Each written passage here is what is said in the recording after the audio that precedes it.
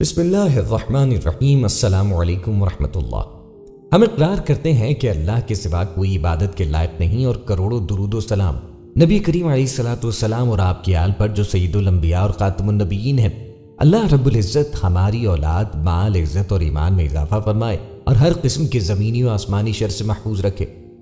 محترم ناظرین، اس روئے زمین پہ جس طرح انسانوں میں سب سے بلند مرتبت اور سب سے افضل و اشرف ہستیاں اللہ کے پیغمبروں کی ہیں، اسی طرح کائنات کی تمام عورتوں میں سب سے عظیم مقام و مرتبہ سید الانبیاء و مرسلین محمد رسول اللہ کی ازواج مطہرات امہات المومنین کا ہے۔ رب کائنات نے جن کا تذکرہ اپنی سب سے افضل آسمانی کتاب قرآن مجید میں فرمایا ہے، نبی کریم علیہ الصلوۃ والسلام کی ازواج مطہرات جس طرح کائنات کی تمام خواتین سے افضل ترین خواتین ہیں، بالکل اسی طرح وہ اس امت کی دیگر خواتین کے لیے اسوہ و نمونہ بھی ہیں۔ نبی کریم علیہ الصلوۃ والسلام کی مختلف روایات میں اکثر 11 سے 13 ازواج کے نام ملتے ہیں، جنہیں امہات المومنین کہا جاتا ہے، یعنی مومنین کی مائیں۔ اس کے علاوہ انہیں ازواج مطہرات بھی کہا جاتا ہے۔ آپ صلی اللہ علیہ وآلہ وسلم کی ازواج میں حضرت عائشہ کے علاوہ تمام بیوہ و مطلقہ طلاق شدہ تھی اور زیادہ شادیوں کا عرب میں عام رواج تھا۔ مورخین کے مطابق اکثر شادیاں مختلف قبائل سے اتحاد کے لیے یا ان خواتین کو عزت دینے کے لیے کی گئیں۔ ان میں سے کچھ سن رسیدہ تھی، اس لیے حضور اکرم صلی اللہ علیہ وآلہ وسلم پر کثرت ازواج کا الزام لگانے والوں کی دلیلیں ناکارہ ہو جاتی ہیں۔ ان میں سے صرف حضرت خدیجہ بنت خویلد اور حضرت ماریہ قبطیہ سے اولاد ہوئی۔ حضرت خدیجہ رضی اللہ تعالیٰ عنہا اور حضرت زینب بنت خزیمہ رضی اللہ تعالیٰ عنہا کا آپ کے سامنے ہی انتقال ہو گیا تھا، مگر 9 ازواج مطہرات حضور نبی کریم علیہ الصلوۃ والسلام کے وصال کے وقت موجود تھیں۔ امہات المومنین کی زندگی خواتین اسلام کے لیے اسوہ اور نمونہ ہے، اسی لیے بالخصوص مسلم خواتین کو امہات المومنین کا مقام، ان کی فضائل اور ان کی سیرت سے متعلق علم حاصل کرنا ضروری ہے۔ مگر اس کے باوجود دور حاضر کی اکثر مسلم خواتین امہات المومنین کی زندگی کے بارے میں کچھ بھی نہیں جانتی ہیں۔ اس کے برخلاف سیریلز اور فلموں کے اداکاروں اور اداکاراؤں کی زندگی کے بارے میں بہت تفصیلی علم رکھتی ہیں۔ اسی لیے ہم نے اپنی اس ویڈیو میں امہات المومنین کے چند اہم فضائل و مناقب کو جمع کیا تاکہ مسلم خواتین کے دلوں میں امہات المومنین کا مقام و مرتبہ اور ان کی عظمت پیدا کی جا سکے۔ ناظرین، امہات المومنین کی پہلی امتیازی فضیلت یہ ہے کہ اللہ رب العالمین نے دنیا کی تمام عورتوں سے ان کا انتخاب بحیثیت بیوی کے اپنے سب سے محبوب، معظم، محترم اور اپنے جملہ برگزیدہ پیغمبروں کے امام کے لیے فرمایا، اور ان کی اس نسبت ذی شان کا تذکرہ اپنی سب سے ذی شان آسمانی کتاب قرآن مجید میں ان الفاظ میں فرمایا ہے، اے نبی، ہم نے آپ کے لیے آپ کی وہ بیویاں حلال کر دی ہیں جنہیں آپ نے ان کا مہر دے دیا ہے۔ ایک دوسرے مقام پر ارشاد ربانی ہے، اے نبی، اپنی بیویوں سے کہہ دو۔ ایک تیسرے مقام پر تو اللہ تعالیٰ نے باقاعدہ ان خوش نصیب خواتین کو واضح الفاظ میں پیغمبر کی بیویاں کہہ کر مخاطب فرمایا ہے، اے پیغمبر کی بیویوں۔ ناظرین، امہات المومنین کی دوسری امتیازی فضیلت یہ ہے کہ اللہ رب العالمین نے انہیں ان کے مقام و مرتبے کے حساب سے کائنات کی سب سے زیادہ مسئولیت و ذمہ داری والی خواتین قرار دیا ہے، اور انہوں نے اپنے اس مثالی مقام و مرتبے کو اچھی طرح سمجھا بھی۔ حضرت عائشہ رضی اللہ عنہا سے روایت ہے، انہوں نے بیان کیا کہ جب آقا کریم علیہ الصلوۃ والسلام کو حکم ہوا کہ اپنی ازواج کو اختیار دیں تو آپ میرے پاس تشریف لائے اور فرمایا کہ میں تم سے ایک معاملے کے متعلق کہنے آیا ہوں، ضروری نہیں کہ تم جلدی کرو، اپنے والدین سے بھی مشورہ لے سکتی ہو۔ انہوں نے بیان کیا کہ حضرت صلی اللہ علیہ وآلہ وسلم کو تو معلوم ہی تھا کہ میرے والدین آپ سے جدائی کا کبھی مشورہ نہیں دے سکتے۔ حضرت عائشہ رضی اللہ عنہا نے بیان کیا کہ پھر نبی کریم علیہ الصلوۃ والسلام نے وہ آیت جس میں یہ حکم تھا پڑھی کہ اللہ پاک کا ارشاد ہے، اے نبی، اپنی بیویوں سے فرما دیجئے کہ اگر ہم دنیاوی زندگی اور اس کی زینت کو چاہتی ہو تو آؤ میں تمہیں کچھ دے دلا دوں اور تمہیں اچھائی کے ساتھ رخصت کر دوں، اور اگر تمہاری مراد اللہ اور اس کا رسول اور آخرت کا گھر ہے تو یقین مانو کہ تم ہی سے نیک کام کرنے والیوں کے لیے اللہ تعالیٰ نے بہت زبردست اجر تیار کر رکھا ہے۔ حضرت عائشہ رضی اللہ عنہا نے بیان کیا کہ میں نے عرض کیا، لیکن اپنے والدین سے مشورے کی کس بات کے لیے ضرورت ہے؟ ظاہر ہے کہ میں اللہ اور اس کے رسول صلی اللہ علیہ وآلہ وسلم اور عالم آخرت کو چاہتی ہوں۔ بیان کیا کہ پھر دوسری ازواج مطہرات نے بھی وہی کہا جو میں کہہ چکی تھی۔ امہات المومنین رضی اللہ عنہن کی تیسری امتیازی فضیلت یہ ہے کہ رب کائنات نے جس طرح انہیں کائنات کی تمام عورتوں میں سے اپنے سب سے مکرم و محترم اور سب سے افضل و اشرف رسول کی زوجیت کے لیے چنا، اسی طرح رب کائنات نے دنیا کی دیگر عورتوں کی بنسبت ان پر عظیم سے عظیم ترین ذمہ داریاں بھی ڈالی ہیں۔ بس جس طرح ان نیکیوں کا اجر دنیا کی دیگر عورتوں کے مقابلے میں کئی گنا زیادہ ہے، بالکل اسی طرح گناہ و غلطی سرزد ہونے کی صورت میں ان کے گناہوں کی سزا بھی دنیا کی دیگر عورتوں کے مقابلے میں کئی گنا زیادہ ہے۔ اللہ کا فرمان ہے، اے پیغمبر کی بیویوں، تم میں سے جو بھی کھلی بے حیائی کا ارتکاب کرے گی اسے دوہرا دوہرا عذاب دیا جائے گا، اور اللہ تعالیٰ کے نزدیک یہ بہت ہی سہل سی بات ہے۔ اور تم ہی سے جو کوئی اللہ کی اور اس کے رسول کی فرمانبرداری کرے گی اور نیک کام کرے گی، ہم اسے اجر بھی دوہرا دیں گے۔ مفسرین کرام نے رزق کریم سے جنت مراد لیا ہے، یعنی رسول اللہ صلی اللہ علیہ وآلہ وسلم کی بیویاں جس طرح دنیا میں آپ کی بیویاں ہیں، بالکل اسی طرح جنت میں بھی آپ کی بیویاں ہوں گی۔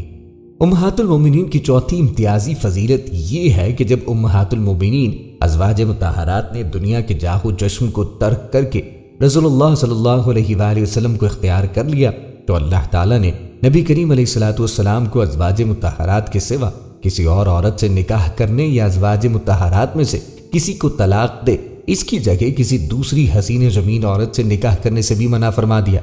اللہ کا فرمان ہے، اس کے بعد اور عورتیں آپ کے لیے حلال نہیں، اور نہ یہ درست ہے کہ ان کے بدلے اور عورتوں سے نکاح کریں، اگرچہ ان کی صورت اچھی بھی لگتی ہو، مگر جو تیری مملوکہ ہوں، اور اللہ تعالیٰ ہر چیز کا پورا نگہبان ہے۔ حضرت عائشہ رضی اللہ عنہا کے قول کے مطابق آیہ تخییر الہ کے واقعے کے بعد نازل ہوئی تھی۔ امہات المومنین کی پانچویں امتیازی فضیلت یہ ہے کہ اللہ رب العالمین نے ان کے رسول اللہ صلی اللہ علیہ وآلہ وسلم کی زوجیت میں آنے کے بعد انہیں دنیا کے تمام مردوں کے لیے حرام قرار دے دیا، اس طور پر کہ کوئی دوسرا شخص رسول اللہ صلی اللہ علیہ وآلہ وسلم کی وفات کے بعد بھی ان سے نکاح نہیں کر سکتا۔ سورہ احزاب میں فرمان الہی ہے، نہ تمہیں یہ جائز ہے کہ تم رسول اللہ کو تکلیف دو، اور نہ تمہیں یہ حلال ہے کہ آپ کے بعد کسی وقت بھی آپ کی بیویوں سے نکاح کرو۔ یاد رکھو، اللہ کے نزدیک یہ بہت بڑا گناہ ہے۔ محمد بن جریر طبری رحمہ اللہ علیہ مذکورہ آیت مبارکہ کے شان نزول سے متعلق رقم تراز ہیں کہ بسا اوقات کوئی شخص یہ کہتا کہ اگر آپ صلی اللہ علیہ وآلہ وسلم کی وفات ہو گئی تو میں آپ کی فلاں بیوی سے نکاح کر لوں گا، تو اس بات سے رسول اللہ صلی اللہ علیہ وآلہ وسلم کو بہت تکلیف ہوتی۔ اس موقع پہ اللہ رب العالمین نے یہ آیت نازل فرمائی۔ امہات المومنین کی چھٹی امتیازی فضیلت یہ کہ اللہ رب العالمین نے انہیں دنیا کی تمام خواتین سے افضل و اشرف قرار دیا، اور واضح الفاظ میں انہیں یہ خطاب بھی عطا فرما دیا کہ اے پیغمبر کی بیویوں، مقام و مرتبے کے اعتبار سے تم دنیا کی عام عورتوں کی طرح نہیں ہو، بلکہ تمہارا مقام و مرتبہ دنیا کی تمام عورتوں سے بلند تر ہے۔ اللہ کا فرمان عالی شان ہے، اے نبی کی بیویوں، تم عام عورتوں کی طرح نہیں ہو، اگر تم پرہیزگاری اختیار کرو تو نرم لہجے سے بات نہ کرو کہ جس کے دل میں روگ ہو وہ کوئی برا خیال کرے، اور ہاں، قاعدے کے مطابق کلام کرو۔ اہل سنہ والجماعت کا یہ عقیدہ ہے کہ رسول اللہ صلی اللہ علیہ وآلہ وسلم کی تمام بیویاں پوری امت کی ماں ہیں، اور ہر مسلمان پر ضروری ہے کہ وہ رسول اللہ کی تمام ازواج مطہرات کو اپنی ماں سمجھے اور انہیں ہر طرح کی برائی سے پاک سمجھے۔ ان میں سب سے افضل ترین حضرت خدیجہ و عائشہ رضی اللہ عنہا ہیں، جن کی برات کا اعلان اللہ رب العالمین نے قرآن مجید میں فرمایا ہے۔ اگر کوئی شخص ان کو ان چیزوں سے بری نہیں سمجھتا جن سے اللہ نے انہیں بری قرار دیا تو اس نے اللہ رب العالمین کا انکار کیا ہے۔ ناظرین، امہات المومنین کی ساتویں فضیلت یہ ہے کہ وحی الہی انہی کے گھروں میں نازل ہوتی تھی، اور انہی کے گھروں سے قرآنی آیات اور شعاع نبوت و رسالت کی کرنیں پوری کائنات میں پھیلیں۔ اللہ تعالیٰ خود ان کی اس عظمت شان کا تذکرہ کرتے ہوئے فرماتا ہے، اور تمہارے گھروں میں اللہ کی جو آیتیں اور رسول کی احادیث پڑھی جاتی ہیں ان کا ذکر کرتی رہو، بے شک اللہ ہمیشہ سے نہایت باریک بین پوری خبر رکھنے والا ہے۔ مذکورہ آیہ کریمہ کی تفسیر کے تحت محمد بن جریر طبری رحمہ اللہ علیہ فرماتے ہیں کہ آیہ کریمہ وَاذْكُرْنَ مَا يُتْلَى فِي بُيُوتِكُنَّ میں اللہ تعالیٰ نے نبی کریم علیہ الصلوۃ والسلام کی بیویوں کو خطاب کر کے فرمایا ہے کہ اے نبی کی بیویوں، اللہ کی جو نعمت تم پر ہے اسے تم یاد کرو کہ اس نے تمہیں ان گھروں میں کیا جہاں اللہ کی آیات اور حکمت پڑھی جاتی ہے، تمہیں اللہ تعالیٰ کی اس نعمت پر اس کا شکر کرنا چاہیے اور اس کی حمد پڑھنی چاہیے۔ ناظرین، امہات المومنین کی آٹھویں فضیلت یہ ہے کہ ازواج مطہرات بھی رسول اللہ صلی اللہ علیہ وآلہ وسلم کے اہل بیت میں شامل ہیں، جن کی پاکیزگی اور طہارت کا اعلان اللہ نے قرآن مجید میں فرمایا ہے۔ اللہ کا فرمان ہے، اور اپنے گھروں میں قرار سے رہو، اور قدیم جاہلیت کے زمانے کی طرح اپنے بناؤ کا اظہار نہ کرو، اور نماز ادا کرتی رہو اور زکوٰۃ دیتی رہو، اور اللہ اور اس کے رسول کی اطاعت گزاری کرو۔ اللہ تعالیٰ یہی چاہتا ہے کہ نبی کی گھر والیوں تم سے وہ ہر قسم کی گندگی کو دور کر دے اور تمہیں خوب پاک کر دے۔ ناظرین، امہات المومنین کی نویں امتیازی فضیلت یہ ہے کہ رسول کریم صلی اللہ علیہ وآلہ وسلم سے ان کی نسبت آباء و اجداد اور خاندان و وطن تمام نسبتوں سے عظیم، افضل و اشرف اور مضبوط نسبت ہے۔ یہی وجہ ہے کہ جملہ امہات المومنین نے اپنی اس عظیم نسبت کو سمجھ کر اسے پوری زندگی نبھانے کی پوری کوشش کی۔ مشکل سے مشکل حالات میں بھی رسول اللہ صلی اللہ علیہ وآلہ وسلم کو لازم پکڑ کے رکھا۔ چند امہات المومنین کی مثالیں حسب ذیل ہیں۔ ام المومنین خدیجہ رضی اللہ عنہا کی محبت کی مثال کی اگر ہم بات کریں تو پوری زندگی میں رسول اللہ صلی اللہ علیہ وآلہ وسلم کی خدمت کرتی رہیں۔ مشکل اوقات میں آقا کریم کو تسلی اور دلاسا دیتی رہیں۔ جب بھی آپ کو دعوت اسلام کی راہ میں کوئی زخم لگا، انتہائی محبت و شفقت سے آپ صلی اللہ علیہ وآلہ وسلم کی مرہم پٹی کرتی رہیں۔ غالباً یہی وجہ ہے کہ محمد رسول اللہ صلی اللہ علیہ وآلہ وسلم نے خدیجہ رضی اللہ عنہا کی زندگی میں کوئی دوسرا نکاح نہ کیا اور مرنے کے بعد بھی ان کی خوبیوں اور ان کے احسانات و کمالات کا تذکرہ کرتے تھے، اور جب کبھی بکری وغیرہ ذبح کرتے رسول اللہ صلی اللہ علیہ وآلہ وسلم خدیجہ رضی اللہ عنہا کی محبت میں ازواج مطہرات سے فرماتے، گوشت کی تقسیم کی ابتدا خدیجہ رضی اللہ عنہا کی سہیلیوں سے کرو۔ رسول اللہ صلی اللہ علیہ وآلہ وسلم حضرت عائشہ رضی اللہ عنہا سے بے پناہ محبت کرتے تھے اور حضرت عائشہ بھی آپ سے بے پناہ محبت کیا کرتی تھی۔ اگر حضرت عائشہ رضی اللہ عنہا کبھی رسول کریم علیہ الصلوۃ والسلام سے کسی وجہ سے ناراض بھی ہو جاتی تو کبھی کسی بھی ناراضگی کے موقع پہ آپ سے بات چیت کرنا بھی بند نہیں کرتی، بلکہ صرف قسم کھاتے وقت رسول اللہ کے نام کا تذکرہ کرنا چھوڑ دیتی تھی۔ ناظرین، یہ تھے کچھ مناقب ازواج مطہرات کے۔ اب آپ کو تمام ازواج مطہرات کے متعلق تفصیل سے بیان کرتے ہیں۔ سب سے پہلے بات کرتے ہیں آپ کی پہلی زوجہ ام المومنین حضرت خدیجہ رضی اللہ تعالی عنہا کی۔ محترم ناظرین، ملکۃ العرب زوجہ سید المرسلین حضرت خدیجہ الکبریٰ رضی اللہ عنہا آپ سرور کائنات فخر موجودات محمد صلی اللہ علیہ وآلہ وسلم کی پہلی سب سے رفیق حیات ہیں۔ یوں تو آپ رضی اللہ عنہا کی فضائل و مناقب بے شمار ہیں، لیکن نمایاں وصف یہ ہے کہ اپنے مقدس شوہر کی ہر خوشی و غم میں شریک رہنے والی تھی۔ سید الانبیاء محبوب کبریا صلی اللہ علیہ وآلہ وسلم نے جب اعلان نبوت فرمایا تو یہ بغیر کسی توقف کے ایمان لائی۔ آپ صلی اللہ علیہ وآلہ وسلم کی ہر قدم پر بھرپور نصرت فرمائی۔ تبلیغ دین کی راہ میں جب آقا کریم علیہ الصلوۃ والسلام کو ستایا جاتا تو آپ علیہ الصلوۃ والسلام کی تکذیب کی جاتی تو حضرت خدیجہ رضی اللہ عنہا ہی آپ کی دلجوئی فرمایا کرتی۔ آپ صلی اللہ علیہ وآلہ وسلم کی تسکین قلب کا باعث بنتی۔ آپ صلی اللہ علیہ وآلہ وسلم کا ہر ممکن اکرام فرماتی، جس سے آپ صلی اللہ علیہ وآلہ وسلم کا غم دور ہو جاتا۔ سب سے پہلے حضور پرنور صلی اللہ تعالی علیہ وآلہ وسلم کے عقد نکاح میں آنے والی خوش نصیب خاتون ام المومنین حضرت سیدتنا خدیجہ الکبریٰ رضی اللہ تعالی عنہا ہے۔ آپ مکے کی ایک معزز مالدار عالی نسب خاتون جن کا تعلق عرب کے قبیلے قریش سے تھا، جو حسن، صورت و سیرت کے لحاظ سے طاہرہ کے لقب سے مشہور تھی۔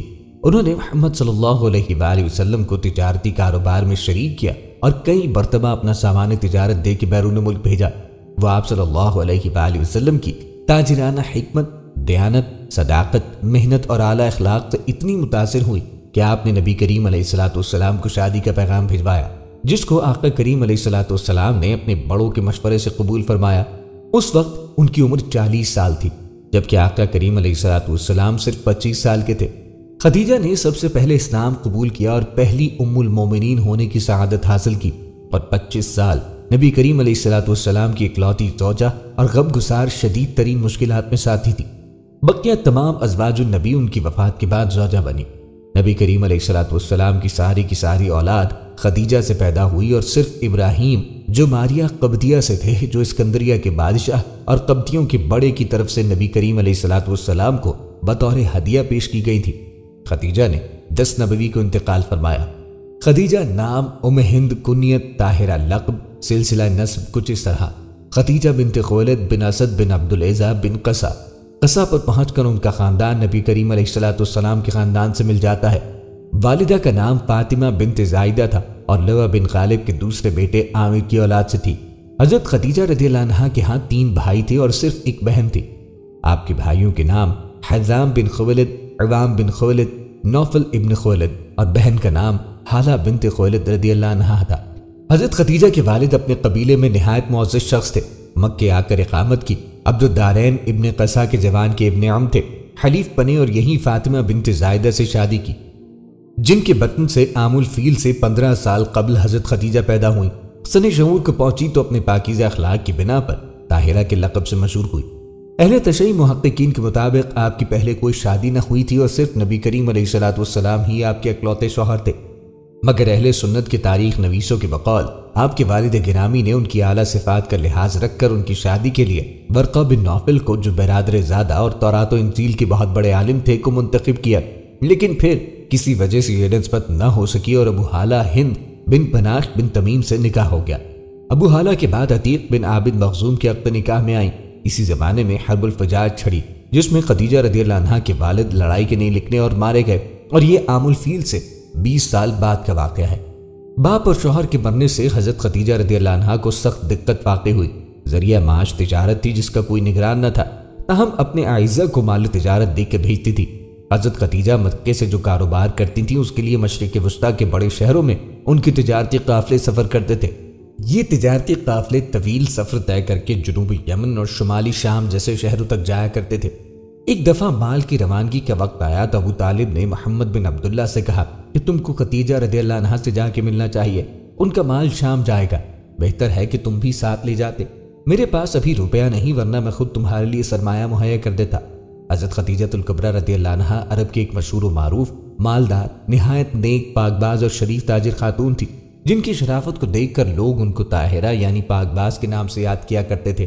وہ اپنا مال و اسباب تاجروں کو دیا کرتی تھی۔ تجارت پیشہ حضرات جب ان کا مال فروخت کر دیا کرتے تھے تو وہ انہیں اپنے منافع میں شامل کرتی تھی۔ اس زمانے میں قبیلہ قریش کے لوگ بڑے مانے ہوئے تاجر سمجھے جاتے تھے، خصوصاً رسول کریم صلی اللہ علیہ وآلہ وسلم کو ان کی امانت داری اور سچائی کی وجہ سے لوگ امین اور صادق کے خطاب سے یاد کرتے تھے۔ حضرت خدیجہ رضی اللہ عنہا کو جب رسول کریم علیہ الصلوۃ والسلام کے اخلاق و عادات اور شرافت و دیانت کا پتہ چلا تو آپ صلی اللہ علیہ وآلہ وسلم سے بہت ہی زیادہ متاثر ہوئیں، اور انہوں نے نبی کریم علیہ الصلوۃ والسلام کو یہ پیغام بھیجا کہ اگر آپ میرا مال لے کر تجارت کے لیے ملک شام تشریف لے جائیں تو میں جتنا حصہ دوسروں کو دیتی ہوں آپ کے اس سے دوگنا کر دوں گی۔ اس سفر میں حضرت خدیجہ رضی اللہ عنہا نے سرور کونین صلی اللہ علیہ وآلہ وسلم کے ساتھ اپنے غلام میسرہ کو بھیجنے کی پیشکش بھی کی۔ نبی کریم صلی اللہ علیہ وآلہ وسلم بھی اس نیک تاجر خاتون کی عادات و اطوار سے واقف تھے، چنانچہ آپ صلی اللہ علیہ وآلہ وسلم نے حضرت خدیجہ رضی اللہ عنہا کے اس پیغام کو قبول فرمایا۔ چند روز بعد حضرت خدیجہ رضی اللہ عنہا کے بال تجارت اور میسرہ کو ساتھ لے کر نبی کریم علیہ الصلوۃ والسلام ملک شام کے سفر پہ روانہ ہوئے۔ شام میں نبی کریم علیہ الصلوۃ والسلام نے ایک جگہ پہ قیام فرمایا، وہاں عیسائیوں کی ایک عبادت گاہ تھی جس کے قریب ہی ایک درخت بھی تھا۔ پیارے نبی حضرت محمد صلی اللہ علیہ وآلہ وسلم اس درخت کے نیچے بیٹھ گئے۔ گرجا گھر میں ایک راہب تھا، جب اس نے نبی کریم علیہ الصلوۃ والسلام کے مبارک اور روشن چہرے کو دیکھا تو بہت متاثر ہوا۔ اس نے حضرت خدیجہ رضی اللہ عنہا کے غلام میسرہ سے پوچھا، اس درخت کے نیچے بیٹھا ہوا آدمی کون ہے؟ اس نے جواب دیا، یہ ایک قریشی نوجوان ہے جو مکے میں رہتا ہے۔ اس راہب نے کہا، میرا بڑا طویل تجربہ ہے، جس درخت کے نیچے تمہارا یہ ہم سفر ساتھی بیٹھا ہوا ہے اس کے نیچے آج تک نبی کے بغیر کوئی نہیں بیٹھ سکا۔ پھر چند ہی روز میں نبی کریم علیہ الصلوۃ والسلام حضرت خدیجہ رضی اللہ عنہا کے جو تجارتی ساز و سامان وغیرہ اپنے ساتھ لائے تھے اسے اچھے داموں میں فروخت کیا، اور جو کچھ خریدنا چاہتے تھے وہ سب خریدا، اور پھر مکہ مکرمہ کے لیے واپس روانہ ہوئے۔ کتابوں میں تذکرہ ہے کہ میسرہ کا بیان ہے، جب دوپہر کے وقت شدید گرمی ہوتی تو 2 فرشتے آتے اور نبی کریم علیہ الصلوۃ والسلام پہ سایہ کرتے، اور آپ اپنے اونٹ پہ سوار اپنا سفر جاری رکھے ہوئے ہوتے۔ جیسے جیسے آپ آگے بڑھتے جاتے سایہ بھی ساتھ ساتھ چلتا۔ شام سے واپس ہو کر جب نبی کریم علیہ الصلوۃ والسلام کی سواری مکہ مکرمہ میں داخل ہوئی تو دوپہر کا وقت تھا۔ اس وقت حضرت خدیجہ رضی اللہ عنہا اپنے بالا خانے میں بیٹھی تھی۔ ان کی نظر نبی کریم علیہ الصلوۃ والسلام پر پڑی تو دیکھا کہ 2 فرشتے آپ پہ سایہ کیے ہوئے ہیں۔ جب نبی کریم علیہ الصلوۃ والسلام مکہ مکرمہ واپس تشریف لائے اور حضرت خدیجہ رضی اللہ عنہا کو وہ مال پیش کیا تو اس کا منافع عام حالات سے بڑھ کے کئی گنا یا اس کے قریب تر تھا۔ اسی طرح میسرہ نے حضرت خدیجہ رضی اللہ عنہا کو شام کے راہب اور 2 فرشتوں کا سایہ کرنے والے واقعات سنائے تو حضرت خدیجہ نے آپ کی امانت و شرافت عام حالات سے بڑھ کر منافع اور دیانت داری دیکھ کر بہت زیادہ متاثر ہوئی۔ رسول کریم صلی اللہ علیہ وآلہ وسلم کے سفر شام سے واپسی پر حضرت خدیجہ رضی اللہ عنہا کے غلام میسرہ نے رسول اللہ صلی اللہ علیہ وآلہ وسلم کے اوصاف حمیدہ جب ان کو بتلائے تو انہوں نے شادی کا پیغام بھیجا۔ نفیسہ بنت مینا یا علی بن امیہ کی ہمشیرہ اس خدمت پہ مقرر ہوئیں۔ آپ صلی اللہ علیہ وآلہ وسلم نے اپنے چچاؤں کو مذکورہ رشتے کے سلسلے میں آگاہ فرمایا، جس کے بعد آپ کے چچا حضرت حمزہ رضی اللہ عنہ رسول اللہ صلی اللہ علیہ وآلہ وسلم کے ساتھ حضرت خدیجہ رضی اللہ عنہا کے والد خولد بن اسد کے پاس رشتہ لے کے آئے۔ بمطابق روایت ابن اسحاق، جبکہ مبرود اور دیگر کے قول کے مطابق حضرت خدیجہ کے والد کا انتقال ہو چکا تھا۔ حضرت حمزہ رشتہ لے کے حضرت خدیجہ کے چچا عمرو بن اسد کے پاس تشریف لائے۔ رشتہ طے پانے کے بعد ابو طالب نے خطبہ نکاح پڑھا۔ حضرت خدیجہ نے بھی اپنے خاندان کے چند بزرگوں کو جمع کیا تھا۔ ابو طالب نے خطبہ نکاح پڑھا۔ عمرو بن اسد کے مشورے سے 500 طلائی درہم مہر قرار پایا۔ مہر کی ادائیگی کی ذمہ داری حضرت ابو طالب نے خود اپنے سر لی۔ بعض روایات میں آتے ہیں کہ 20 بکرہ ایک خاص قسم کا آلہ ہوتا تھا جو کپڑا کاٹنے کے کام آتا تھا، جیسے کھڈی مہر طے پایا، جو کہ آپ صلی اللہ علیہ وآلہ وسلم نے حضرت خدیجہ رضی اللہ عنہا کو ادا کیا، اور خاندان کے انہی افراد کی موجودگی میں دستور کے مطابق آپ دونوں حضرات رشتہ ازدواج سے منسلک ہو گئے، اور خدیجہ طاہرہ حرم نبوت ہو کر پہلی ام المومنین کے شرف سے ممتاز ہوئی۔ اس وقت نبی کریم علیہ الصلوۃ والسلام 25 سال کے تھے اور خدیجہ رضی اللہ عنہا کی عمر 40 برس کی تھی۔ یہ بعثت سے 15 سال قبل کا واقعہ ہے۔ آپ 25 سال اکلوتی حرم نبی تھیں۔ یہ نکاح نبوت ملنے سے پہلے ہوا تھا، اور جب تک حضرت خدیجہ رضی اللہ عنہا حیات رہیں، آپ صلی اللہ علیہ وآلہ وسلم نے کسی اور سے نکاح نہ کیا۔ نکاح کے 15 برس بعد جب نبی کریم علیہ الصلوۃ والسلام پیغمبر ہوئے اور فرائض نبوت کو ادا کرنا چاہا، تو سب سے پہلے حضرت خدیجہ کو یہ پیغام سنایا۔ وہ سننے سے پہلے مومن تھی، کیونکہ ان سے زیادہ آپ صلی اللہ علیہ وآلہ وسلم کے صدق دعوے کا کوئی شخص فیصلہ نہیں کر سکتا تھا۔ صحیح بخاری باب بدل وحی میں یہ واقعہ تفصیل کے ساتھ مذکور ہے۔ حضرت خدیجہ رضی اللہ عنہا سے نکاح کے بعد آقا کریم ان کے ساتھ ان کے گھر پہ ہی رہنے لگے۔ آپ رضی اللہ عنہا ایک خدمت گزار اور وفا شعار بیوی ثابت ہوئی۔ آپ رضی اللہ عنہا نے نبی کریم علیہ الصلوۃ والسلام کی سارو ضروریات اور آرام کا خاص خیال رکھا، اور آپ رضی اللہ عنہا نے اپنا سارا مال و دولت نبی کریم علیہ الصلوۃ والسلام کے حوالے کر دیا۔ حضرت خدیجہ رضی اللہ عنہا جب تک زندہ رہیں، آپ رضی اللہ عنہا نے کوئی کام ایسا بھی نہیں کیا جو آقا کریم علیہ الصلوۃ والسلام کو ناپسند ہو یا آپ صلی اللہ علیہ وآلہ وسلم کی مرضی کے خلاف ہو۔ آپ صلی اللہ علیہ وآلہ وسلم جب غار حرا میں غور و فکر کے لیے جاتے تو آپ رضی اللہ عنہا نبی کریم صلی اللہ علیہ وآلہ وسلم کے لیے کھانا لی جاتی۔ حالانکہ غار حرا مکے کی آبادی سے 2-3 میل کے فاصلے پہ ہے اور اس کی چڑھائی بھی کافی مشکل ہے، لیکن آپ رضی اللہ عنہا نے یہ سب کام بخوشی کیے۔ حضرت خدیجہ کا ایک غلام زید بن حارثہ رضی اللہ عنہ تھا، جن سے نبی کریم علیہ الصلوۃ والسلام کو خصوصی لگاؤ اور محبت تھی، تو آپ رضی اللہ عنہا نے زید کو نبی کریم علیہ الصلوۃ والسلام کو ہدیہ کیا، اور آقا کریم نے زید کو خانہ کعبہ میں لے جا کر عرب کے رواج کے مطابق اپنا منہ بولا بیٹا بنا لیا۔ اس کے بعد اہل عرب زید بن حارثہ رضی اللہ عنہ کو زید بن محمد کہنے لگ گئے۔ سورہ احزاب کی آیت 5 میں اللہ پاک نے فرمایا، اے ایمان والو، تم لے پالکوں کو ان کے باپ کے نام سے پکارو، یہ اللہ کے نزدیک زیادہ صحیح ہے۔ جب یہ آیت نازل ہوئی تو حضرت زید رضی اللہ عنہ کو دوبارہ سے زید بن حارثہ کہا جانے لگا۔ سماب اکبر آبادی نے حضرت خدیجہ رضی اللہ عنہا کی خدمت گزاری اور وفا شعاری کے حوالے سے لکھا ہے کہ حضرت خدیجہ رضی اللہ عنہا حسین بھی تھیں، دولت مند بھی تھیں، شریف النسل بھی تھیں، شریف الخیال بھی تھیں، اور سب سے زیادہ جو فضیلت ان میں تھی وہ یہ ہے کہ اپنے شوہر کی بے حد اطاعت گزار تھیں۔ حضرت خدیجہ رضی اللہ عنہا نے صرف نبوت کی تصدیق ہی نہیں کی بلکہ آغاز اسلام میں نبی کریم علیہ الصلوۃ والسلام کی سب سے بڑی معین و مددگار ثابت ہوئی۔ نبی کریم علیہ الصلوۃ والسلام کو جو چند سال تک کفار مکہ اذیت دیتے ہوئے ہچکچاتے تھے، اس میں بڑی حد تک خدیجہ کا اثر کام کر رہا تھا۔ ہم نے تذکرہ کیا کہ آغاز نبوت میں جب محمد صلی اللہ علیہ وآلہ وسلم کی زبان سے یہ الفاظ نکلے کہ مجھ کو ڈر ہے، تو انہوں نے کہا آپ متردد نہ ہو، خدا آپ کا ساتھ نہ چھوڑے گا۔ دعوت اسلام کے سلسلے میں جب مشرکین نے آپ کو طرح طرح کی اذیتیں پہنچائیں تو حضرت خدیجہ نے آپ کو تسلی اور تشفی دی۔ تفصیل استیعاب میں بھی منقول ہے، محمد صلی اللہ علیہ وآلہ وسلم کو مشرکین کی تردید یا تکذیب سے جو کچھ صدمہ پہنچتا، حضرت خدیجہ کے پاس آ کر ختم ہو جاتا تھا، کیونکہ وہ آپ کی باتوں کی تصدیق کرتی تھی اور مشرکین کے معاملے کو آپ کے سامنے ہلکا کر کے پیش کرتی تھی۔ حضرت خدیجہ رضی اللہ عنہا نے نبی کریم علیہ الصلوۃ والسلام کا ہر مشکل سے مشکل وقت میں ساتھ دیا۔ جب عرب نے دیکھا کہ حضرت محمد صلی اللہ علیہ وآلہ وسلم کا لایا ہوا دین اسلام عرب میں پھیلتا جا رہا ہے تو انہیں اس پہ کافی تفشیش ہوئی، اور انہوں نے مل کر فیصلہ کیا کہ قبیلہ بنو ہاشم کا ہر طرح سے بائیکاٹ کیا جائے اور انہیں مجبور کیا جائے کہ وہ محمد کا ساتھ چھوڑ دیں۔ لیکن بنو ہاشم نے نبی کریم علیہ الصلوۃ والسلام کا ساتھ چھوڑنے سے انکار کیا، اور ابو طالب کے کہنے پر بنو ہاشم اور بنو طالب کے سب لوگ سوائے ابو لہب کے شیب ابی طالب میں چلے گئے تاکہ وہاں نبی کریم علیہ الصلوۃ والسلام کی حفاظت کر سکے۔ یہ دن نبی کریم صلی اللہ علیہ وآلہ وسلم اور ان کا ساتھ دینے والوں کے لیے بہت سخت تھے۔ ان حالات میں حضرت خدیجہ رضی اللہ عنہا نے نبی کریم کا ڈٹ کے ساتھ دیا اور ہر مشکل سے مشکل موقع پر آپ صلی اللہ علیہ وآلہ وسلم کا حوصلہ بڑھایا۔ عرب میں سیدہ کے لقب سے مشہور اسلام کی خاتون اول کو ان دنوں میں پتے اور درختوں کی چھال کھانا پڑی، تو آپ رضی اللہ عنہا نے ان حالات کو بھی انتہائی صبر سے برداشت کیا۔ اس موقع پر اگر آپ چاہتی تو اس محاصرے سے الگ ہو سکتی تھی، اسی لیے کہ آپ رضی اللہ عنہا کا تعلق تو بنی اسد سے تھا اور عرب کے تمام لوگ آپ رضی اللہ عنہا کی بہت عزت کرتے تھے، لیکن حضرت خدیجہ رضی اللہ عنہا نے نبی کریم علیہ الصلوۃ والسلام کے ساتھ رہنا پسند کیا۔ شیب ابی طالب میں مسلمانوں کا محاصرہ تقریباً 3 سال رہا۔ اس دوران حضرت خدیجہ رضی اللہ عنہا کے چند قریبی رشتہ دار بالخصوص حکیم بن حزام رضی اللہ عنہ جو ابھی اسلام کی دولت سے مالا مال نہ ہوئے تھے، موقع دیکھ کر کھانے پینے کا سامان دی جاتے تھے۔ ایک دن حکیم بن حزام نے جو خدیجہ کے بھتیجے تھے تھوڑے سے گیہوں اپنے غلام کے ہاتھ حجر خدیجہ کے پاس بھیجے۔ راہ میں ابو جہل نے دیکھ لیا۔ اتفاق سے ابو البختری کہیں سے آ گیا۔ وہ اگرچہ کافر تھا لیکن اس کو رحم آیا۔ ابو جہل سے کہا، ایک شخص اپنی پھوپھی کو کھانے کے لیے جو کچھ بھیجتا ہے تو کیوں روکتا ہے؟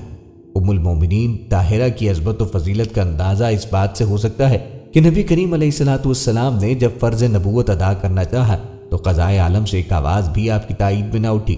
کوہ ہیرا، وادی عرفات، جبل فاران، عرض تمام جزیرۃ العرب آپ کی آواز پر پیکر تصویر بنا تھا، لیکن اس عالمگیر خاموشی میں صرف ایک آواز تھی جو فضائے مکہ میں تموج پیدا کر رہی تھی۔ یہ آواز حضرت خدیجہ طاہرہ کے قلب سے بلند ہوئی تھی، جو اس ظلمت کدہ کفر و ضلالت میں نور الہی کا دوسری تجلی گاہ تھی۔ حضرت خدیجہ کے مناقب میں بہت سی احادیث مروی ہیں۔ صحیح بخاری و مسلم میں ہے، حضرت خدیجہ رضی اللہ عنہا کا شمار ان 4 خواتین میں بھی ہوتا ہے جنہیں آقا کریم علیہ الصلوۃ والسلام نے جنتی عورتوں میں سب سے افضل قرار دیا، جیسے کہ حضرت سیدنا عبداللہ بن عباس رضی اللہ عنہ سے روایت ہے، فرماتے ہیں کہ ایک بار آقا کریم علیہ الصلوۃ والسلام رسول کائنات شہنشاہ محجوجات نے زمین پر 4 خطوط کھینچے اور فرمایا، تم جانتے ہو کیا ہے؟ صحابہ کرام رضوان اللہ علیہم اجمعین نے عرض کی، اللہ اور اس کا رسول بہتر جانتے ہیں۔ فرمایا، جنتی عورتوں میں سب سے زیادہ فضیلت والی یہ عورتیں ہیں، خدیجہ بنت خویلد، فاطمہ بنت محمد، آسیہ بنت مزاحم، فرعون کی بیوی مریم بنت عمران۔ ایک مرتبہ جبرائیل نبی کریم علیہ الصلوۃ والسلام کے پاس بیٹھے تھے۔ خدیجہ رضی اللہ عنہا آئیں تو فرمایا، ان کو جنت میں ایک ایسا گھر ملنے کی بشارت سنا دیجئے جو موتی کا ہوگا اور جس میں شور و غل اور محنت و مشقت نہ ہوگی۔ صحیح مسلم میں ہے کہ حضرت سیدنا ابو ہریرہ رضی اللہ عنہ سے روایت ہے کہ ایک دفعہ جبرائیل امین سرکار دو عالم کے پاس تشریف لائے اور عرض کی، یا رسول اللہ، یہ خدیجہ آپ کے پاس سالن یا کھانے کا ایک برتن لا رہی ہے، جب وہ لے کر آئیں تو ان کے رب اور میری طرف سے سلام کہہ دیں اور جنت میں انہیں موتی کے ایک محل کی بشارت دے دے جس میں نہ شور ہوگا نہ تکلیف ہوگی۔ حضرت خدیجہ رضی اللہ عنہا آپ صلی اللہ علیہ وآلہ وسلم کی رفاقت میں 25 سال گزارے۔ اس ساری مدت میں آپ صلی اللہ علیہ وآلہ وسلم نے کبھی دوسری شادی نہ کی۔ سیدہ خدیجہ رضی اللہ عنہا نے بھی کوئی ایسا کام نہیں کیا جو آپ کو ناپسند ہو۔ نہ آپ رضی اللہ عنہا کے بطن سے نبی کریم علیہ الصلوۃ والسلام کے گھر میں 6 اولادیں پیدا ہوئیں، 2 صاحبزادے جو بچپن میں انتقال کر گئے اور 4 صاحبزادیاں کے نام حسب ذیل ہیں۔ قاسم بن محمد نبی کریم علیہ الصلوۃ والسلام کے سب سے بڑے بیٹے تھے، انہی کے نام پر آپ ابو القاسم کو نیت کرتے تھے۔ صغر سنی میں مکے میں انتقال کیا، اس وقت پیروں پہ چلنے لگ گئے تھے۔ زینب بنت محمد صلی اللہ علیہ وآلہ وسلم نبی کریم علیہ الصلوۃ والسلام کی سب سے بڑی صاحبزادی تھی۔ عبداللہ بن محمد نے بہت کم عمر پائی، چونکہ زمانے نبوت میں پیدا ہوئے تھے اسی لیے طیب اور طاہر کے لقب سے مشہور ہوئے۔ رقیہ بنت محمد، ام کلثوم بنت محمد اور فاطمہ الزہرا۔ ام المومنین حضرت خدیجہ نکاح کے بعد ربع صدیہ آپ صلی اللہ علیہ وآلہ وسلم کی اکلوتی شریک حیات رہیں۔ شادی کے بعد 25 برس تک زندہ رہیں اور 11 رمضان سن 10 نبوی ہجرت سے 3 سال قبل انتقال کیا۔ اس وقت ان کی عمر 64 سال 6 ماہ کی تھی۔ چنانچہ نماز جنازہ اس وقت تک مشروع نہیں ہوئی تھی، اسی لیے ان کا جسد مبارک اسی طرح دفن کر دیا گیا۔ نبی کریم علیہ الصلوۃ والسلام خود ان کی قبر میں اترے اور اپنی سب سے بڑی غمگسار کو دائی اجل کے سپرد کیا۔ حضرت خدیجہ کی قبر حجون قبرستان میں ہے اور زیارت گاہ قلائق ہے۔ ام المومنین حضرت خدیجہ کی وفات سے تاریخ اسلام میں ایک جدید دور شروع ہوا تھا۔ حضرت ابو طالب کی وفات کے چند ہی روز تقریباً 35 دن بعد 10 رمضان المبارک کو حضرت سیدہ خدیجہ رضی اللہ عنہا وصال فرما گئی۔ آپ کے دونوں مددگار اور غمگسار اٹھ گئے۔ ناظرین، ام المومنین سودہ بنت زمعہ ازواج مطہرات میں سے ایک ہیں۔ آپ ابتدائی نبوت میں مشرف با اسلام ہوئے۔ آپ حبشہ کی دونوں ہجرتوں میں شریک تھیں۔ حضرت خدیجہ رضی اللہ عنہا کی وفات کے بعد آقا کریم علیہ الصلوۃ والسلام کی زوجیت میں آئیں۔ آپ نے 23 ہجری میں وفات پائی۔ سویدہ نام تھا، قبیلہ عامر بن لوا سے تھی، جو قریش کا ایک نامور قبیلہ تھا۔ سلسلہ نسب یہ ہے: سویدہ بنت زمعہ بن قیس بن عبد شمس بن عبدود بن نصر بن مالک بن حسل بن عامر بن لوی۔ ماں کا نام شموس تھا۔ یہ مدینے کے خاندان بنو نجار سے تھی۔ ان کا پورا نام و نسب یہ ہے: شموس بنت قیس بن زید بن عمرو بن لبید بن فراس بن عامر بن غنم بن عدی بن نجار۔ آپ رضی اللہ عنہ کا سلسلے کا نسب نبی کریم علیہ الصلوۃ والسلام کے نسب مبارک سے لوئے میں جا کر مل جاتا ہے۔ آپ رضی اللہ عنہ کے نانا قیس بن زید آپ صلی اللہ علیہ وآلہ وسلم کے پردادا ہاشم کے برادر نسبی تھے۔ مورخین نے لکھا ہے کہ یثرب کے معروف قبیلے بنو نجار کی چشم و چراغ قیس بن زید کی ہمشیرہ سلمہ سے آپ صلی اللہ علیہ وآلہ وسلم کے پردادا ہاشم کی شادی ہوئی تھی۔ آپ رضی اللہ عنہ کی ولادت نبی کریم علیہ الصلوۃ والسلام کے اعلان نبوت سے 40 سال قبل ہوئی۔ آپ رضی اللہ عنہ کی اخلاق و مناقب کے ابواب میں محدثین کرام نے بکثرت روایات نقول کی ہیں، جو اس بات کا واضح ثبوت ہے کہ آپ رضی اللہ عنہ بہت پاکیزہ مزاج کی حامل تھی۔ آپ رضی اللہ عنہ کا پہلا نکاح اپنے چچا زاد سکران بن عمرو بن عبد شمس سے ہوا۔ حضرت سکران رضی اللہ عنہ کا قدیم اسلام صحابہ کرام رضوان اللہ علیہم اجمعین میں شمار ہوتا ہے۔ حضرت سکران رضی اللہ عنہ سے سیدہ سویدہ رضی اللہ عنہ کا ایک بیٹا عبد الرحمن پیدا ہوا، جو جنگ جلولہ میں شہید ہو گئے۔ سکران بن عمرو سے، جو ان کے والد کا نام ابن عم چچا کے بیٹے تھے، شادی ہوئی۔ ابتدائی نبوت میں مشرف با اسلام ہوئی۔ ان کے ساتھ ان کے شوہر بھی اسلام لائے۔ اسی بنا پر ان کو قدیم الاسلام ہونے کے شرف حاصل ہے۔ نبی کریم علیہ الصلوۃ والسلام کی دعوت دین مکہ کے ہر گھر تک پہنچ رہی تھی، اور اسی دوران سیدہ سویدہ رضی اللہ تعالی عنہا نے آپ صلی اللہ علیہ وآلہ وسلم کی دعوت پہ لبیک کہا اور حلقہ بگوش اسلام ہو گئی۔ مورخین نے لکھا ہے کہ آپ رضی اللہ عنہا اپنے خاندان میں سب سے پہلے اسلام قبول کرنے والی خاتون ہیں۔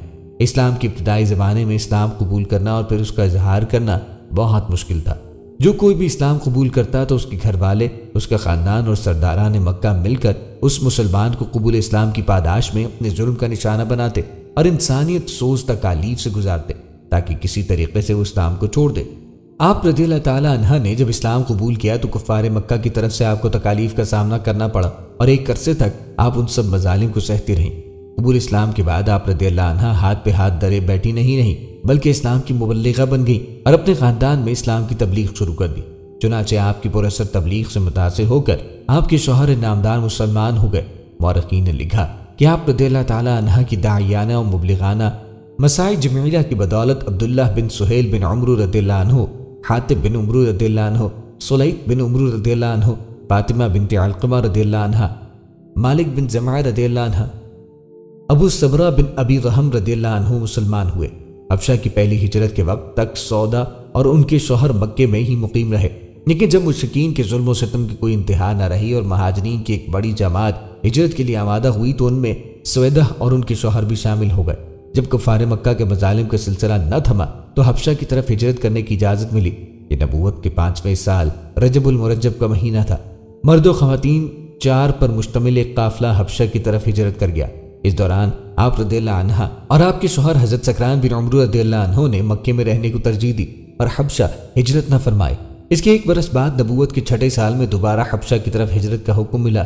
چنانچہ اس بار 20 خواتین اور 83 مردوں پر مشتمل قافلہ حبشہ پہنچا۔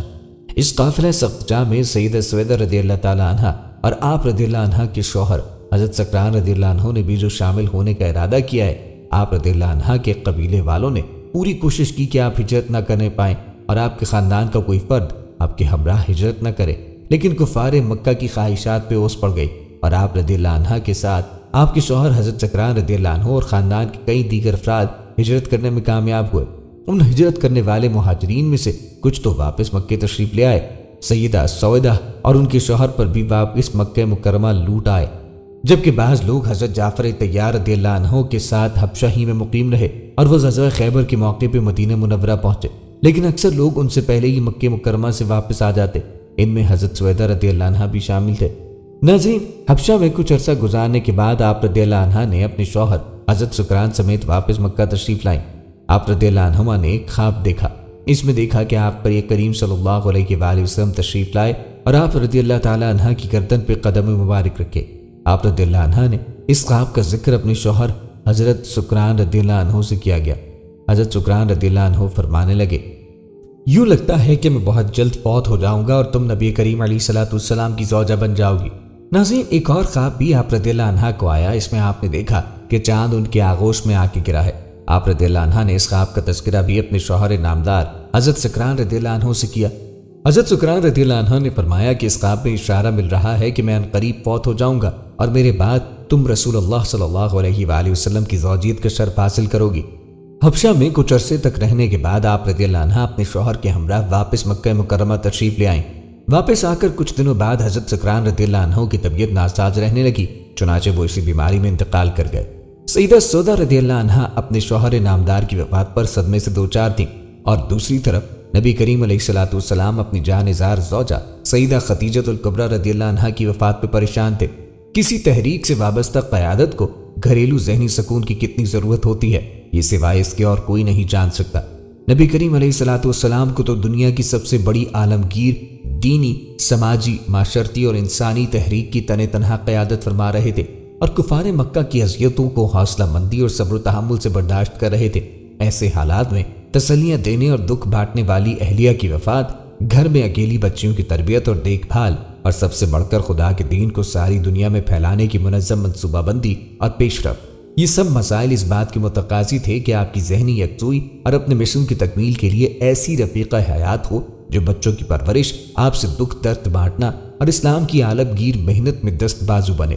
ناظرین، حضرت سودا کو تمام ازواج مطہرات میں یہ فضیلت حاصل ہے کہ خدیجہ بنت خویلد کے بعد سب سے پہلے وہی نبی کریم علیہ الصلوۃ والسلام کے عقد نکاح میں آئیں۔ حضرت خدیجہ رضی اللہ عنہ کے انتقال سے حضور صلی اللہ علیہ وآلہ وسلم نہایت پریشان و غمگین تھے، چنانچہ ان حالات کے پیش نظر حضرت عثمان بن مدعون رضی اللہ عنہ کی اہلیہ سیدہ خولہ بنت حکیم رضی اللہ عنہ نے عرض کی، یا رسول اللہ، آپ کو ایک غم گسار رفیق حیات کی ضرورت ہے۔ آقا کریم نے فرمایا، جی ہاں، کیونکہ پہلے تو گھر بار کا انتظام اور بال بچوں کی پرورش سب حضرت خدیجہ کیا کرتی تھی۔ اس پر خولہ بنت حکیم رضی اللہ عنہ نے فرمایا کہ کیا میں آپ کے لیے کہیں نکاح کا پیغام دوں؟ آقا کریم نے فرمایا، بالکل مناسب بات ہے، خواتین ہی اس کام کے لیے موضوع ہوتی ہیں۔ آپ صلی اللہ علیہ وآلہ وسلم نے فرمایا، کس جگہ پیغام دینے کا خیال ہے؟ خولہ بنت حکیم نے کہا، یا رسول اللہ، اگر آپ کسی کنواری سے نکاح فرمانا پسند کریں تو آپ کے نزدیک تمام مخلوق میں جو سب سے زیادہ محبوب ہے ابو بکر صدیق رضی اللہ عنہ، اس کی بیٹی عائشہ صدیقہ رضی اللہ عنہ موجود ہے، اس سے نکاح فرما لیں۔ اور اگر کسی بیوہ سے نکاح فرمانا چاہیں تو سودا بنت زمعہ رضی اللہ عنہ موجود ہیں، جو آپ پہ ایمان بھی لا چکی ہیں۔ آقا کریم نے فرمایا، دونوں جگہ پیغام دے دے۔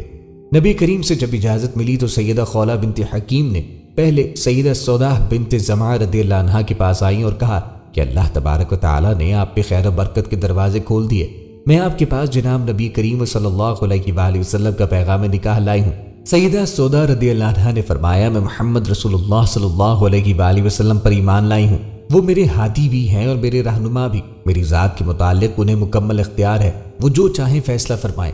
سیدہ خولہ بنت حکیم کو جب یہ معلوم ہوا کہ سیدہ سودا اس پہ رضا بند ہے تو وہ آپ رضی اللہ عنہ کے بوڑھے والد زمعہ بن قیس کے پاس گئیں اور جا کر کہا کہ محمد بن عبداللہ بن عبد المطلب کی طرف سے آپ کی بیٹی سودا کے لیے نکاح کا پیغام لائی ہوں۔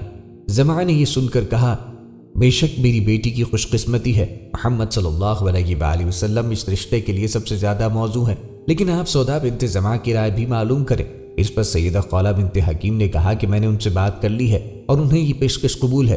سیدہ سودا بنت زمعہ رضی اللہ عنہ کے وہ خواب شرمندہ تعبیر ہونے لگے جو آپ نے حضرت سکران رضی اللہ عنہ کی وفات سے پہلے دیکھے تھے۔ زمعہ بن قیس نے سیدہ سودا رضی اللہ عنہ سے نکاح کی اجازت طلب کی اور کہا کہ اے میری لخت جگر، خولہ بنت حکیم مجھ سے کہتی ہیں کہ محمد بن عبداللہ بن عبد المطلب نے تجھے نکاح کا پیغام بھیجا ہے، کیا تو اس کے لیے راضی ہے؟ دیکھ بیٹی، میرے نزدیک تو وہ نہایت عزت دار گھرانہ ہے، اگر تو بھی راضی ہو تو میں اس معاملے کو پکا کر دوں۔ سیدہ سودا بنت زمعہ نے جواب دیا کہ جی ابو جان، میری رائے بھی یہی ہے۔ چنانچہ رسول اللہ صلی اللہ علیہ وآلہ وسلم ان کے ہاتھ تشریف لے گئے اور حضرت سودا رضی اللہ عنہ کے والد زمعہ بن قیس نے آپ کو نکاح پڑھایا اور 400 درہم حق مہر مقرر ہوا۔ نکاح کے بعد عبداللہ بن زمعہ سودا کے بھائی جو اس وقت کافر تھے آئے اور ان کو یہ حال معلوم ہوا تو سر پہ خاک ڈال لی کہ کیا غضب ہو گیا۔ چنانچہ اسلام لانے کے بعد اپنی اس حماقت و نادانی پر ہمیشہ ان کو افسوس آتا تھا۔ رسول کریم علیہ الصلوۃ والسلام نے سیدہ خدیجہ رضی اللہ عنہ کی وفات کے بعد رمضان 10 نبوی میں حضرت سودا رضی اللہ عنہ سے نکاح فرمایا یہ نکاح حضرت عائشہ صدیقہ رضی اللہ عنہا سے بھی پہلے فرمایا اور حضرت سودا مکہ مکرمہ ہی میں آپ کے گھر آ گئی، پھر مدینہ منورہ کی طرف ہجرت فرمائی۔ سودا کا نکاح رمضان سن 10 نبوی میں ہوا، اور چونکہ ان کے اور امی عائشہ کے نکاح کا زمانہ قریب قریب ہے، اسی لیے مورخین میں اختلاف ہے کہ کس کو تقدم حاصل ہے۔ ابن اسحاق کی روایت ہے کہ سودا کو تقدم ہے اور عبداللہ بن محمد بن عقیل عائشہ صدیقہ کو مقدم سمجھتے ہیں۔ بعض روایات میں ہے کہ سودا نے اپنے پہلے شوہر کی زندگی میں ایک خواب دیکھا تھا، ان سے بیان کیا تو بولے کہ شاید میری موت کا زمانہ قریب ہے اور تمہارا نکاح رسول اللہ سے ہوگا۔ چنانچہ یہ خواب حرف بحرف پورا ہوا۔ سیدہ سودا رضی اللہ عنہا نبی کریم علیہ السلام کے ساتھ مکے میں 3 سال رہیں۔ اس کے بعد اللہ کی طرف سے ہجرت مدینہ کا حکم آیا۔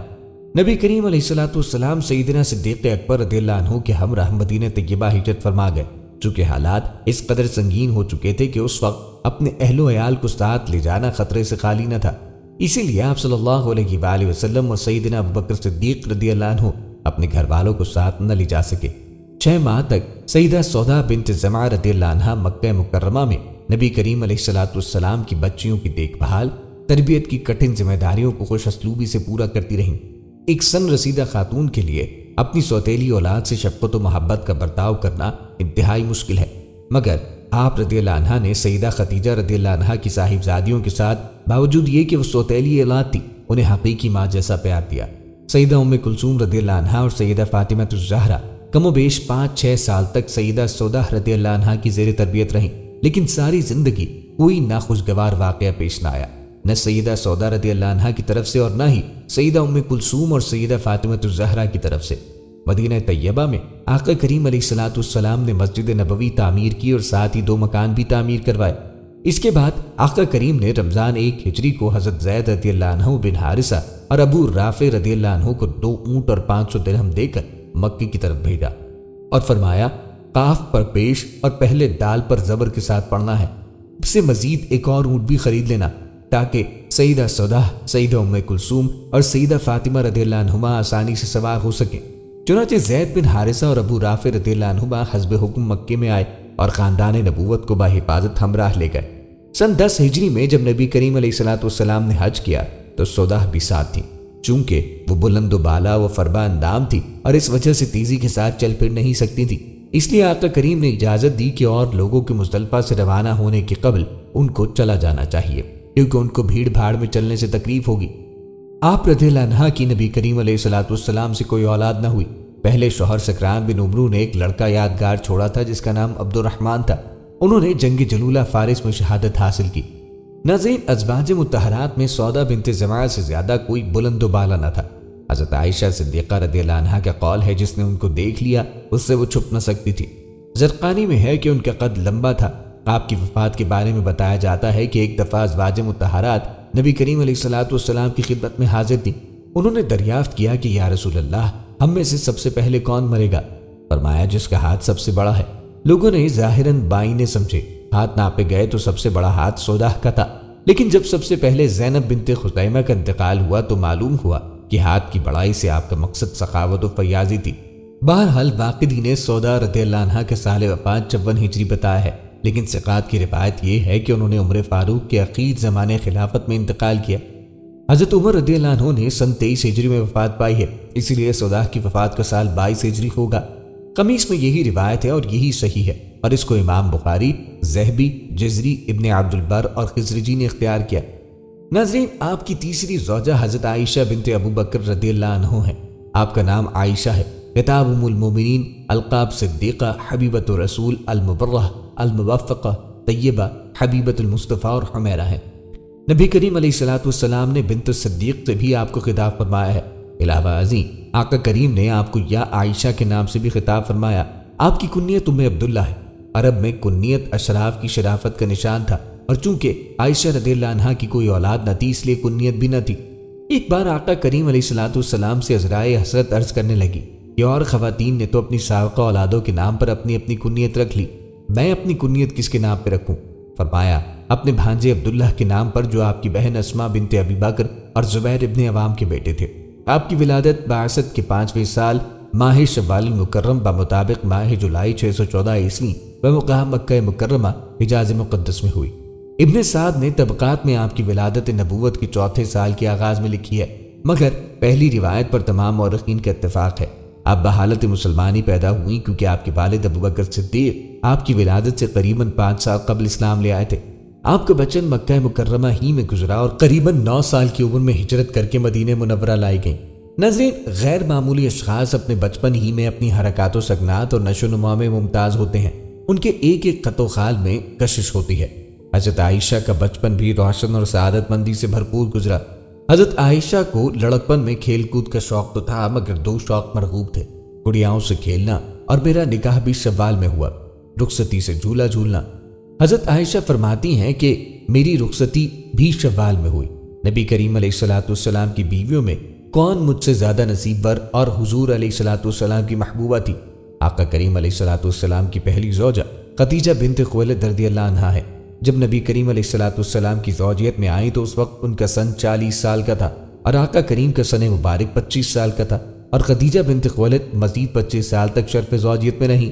ماہ رمضان 10 نبوی مطابق اپریل 619 عیسوی میں خدیجہ بنت خویلد رضی اللہ عنہا نے 65 سال کی عمر میں مکہ مکرمہ میں وفات پائی۔ اس وقت آقا کریم کا سن 50 سال تھا۔ حضرت خدیجہ کی وفات کے بعد آقا کریم غمگین رہنے لگے۔ حضرت خدیجہ رضی اللہ عنہا اپنے شوہر کے ہمراہ ہر موقع پر ساتھ دیتی رہیں، آپ کے ساتھ ہمدردی کرتی رہیں، مصائب میں آپ کا ہاتھ بتاتی رہیں، سب سے پہلے آپ کے رسول و نبی ہونے کا اقرار کیا۔ ایسی غمگسار اور رفیق زوجہ کی جدائی میں آقا کریم بہت ملول رہا کرتے تھے، بلکہ تنہائی کے غم میں زندگی میں دشواری آنے لگی۔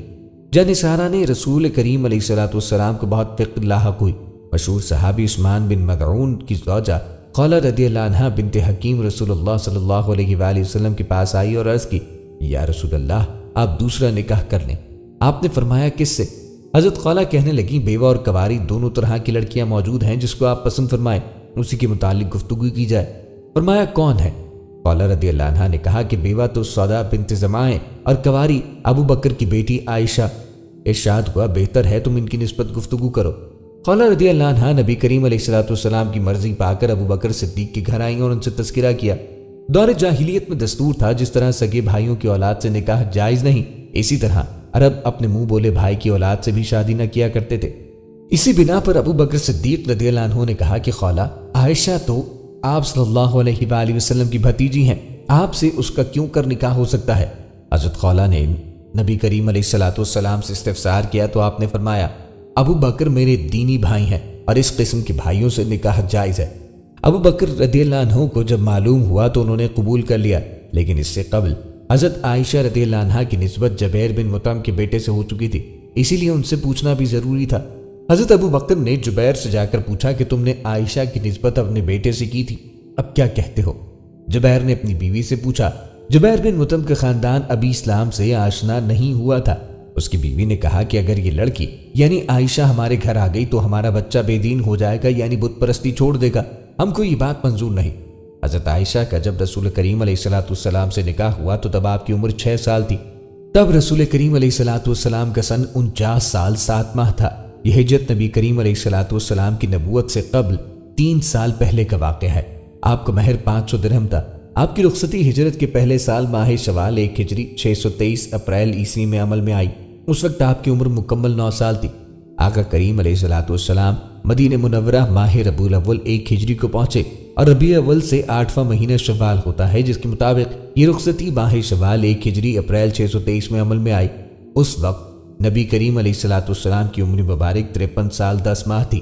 اس لحاظ سے حضرت عائشہ نبی کریم علیہ الصلوۃ والسلام کی خدمت میں 9 سال 6 ماہ رہیں۔ ناظرین، اللہ تعالیٰ نے حضرت عائشہ رضی اللہ عنہا کو بے شمار فضائل سے نوازا تھا۔ ان میں بعض فضیلتیں ایسی ہیں جو صرف حضرت عائشہ کو عطا ہوئیں۔ خود فرماتی ہیں کہ اللہ تعالیٰ نے مجھے ایسی خوبیاں عطا کی جو میرے علاوہ کسی کو نہ ملی۔ نکاح سے پہلے فرشتے نے آقا کریم علیہ الصلوۃ والسلام کے سامنے میری صورت پیش کی۔ امام ترمذی سے مروی ہے کہ حضرت جبرائیل علیہ السلام ان کی تصویر پر سبز رنگ کے ریشم میں لپیٹ کر آقا کریم کے پاس لائے اور کہا کہ دنیا و آخرت میں آپ کی رفیقہ حیات ہیں۔ میری عمر 7 سال تھی جب رسول اللہ نے مجھ سے نکاح فرمایا۔ اتنی چھوٹی عمر میں حضور صلی اللہ علیہ وآلہ وسلم نے کسی اور بیوی سے نکاح نہ فرمایا۔ جب میری رخصتی ہوئی تو میری عمر 9 سال تھی۔ ازواج مطہرات میں سے صرف میں کواری پیغمبر نبی کریم کے حرم میں آئی۔ حضور پر وحی میرے بستر پہ نازل ہوتی۔ نبی کریم علیہ الصلوۃ والسلام سب سے زیادہ مجھ سے محبت کرتے۔ اللہ تعالیٰ نے میری برات کے لیے قرآن کریم کی آیات نازل فرمائی۔ میں نے جبریل امین کو دیکھا ہے۔ حضور صلی اللہ علیہ وآلہ وسلم کا انتقال مبارک میرے حجرے میں ہوا۔ اس کے علاوہ آپ رضی اللہ عنہ بے شمال فضائل کی مالک تھی، جن کو محدثی کرام اور اصحاب سیر نے مستقل ابواب میں ذکر فرمایا ہے۔ نبی کریم علیہ الصلوۃ والسلام کی وصال کے وقت حضرت عائشہ کی عمر 18 سال تھی۔ 48 برس انہوں نے عالم میں بیوگی میں بسر کیے۔ اس تمام عرصے میں وہ تمام عالم اسلام کے لیے رشد و ہدایت، علم و فضل اور خیر و برکت کا عظیم مرکز بنی رہیں۔ بڑے بڑے جلیل القدر صحابہ نے ان کی خدمت میں حاضر ہو کر ہر قسم کے مسائل پوچھے۔ علمی اعتبار سے حضرت عائشہ کو تمام ازواج مطہرات بلکہ اکثر صحابہ کرام پہ فوقیت حاصل ہوتی تھی۔ بہت سارے مسائل ایسے تھے جن کو آپ کی ذات گرامی نے حل فرمایا ہے۔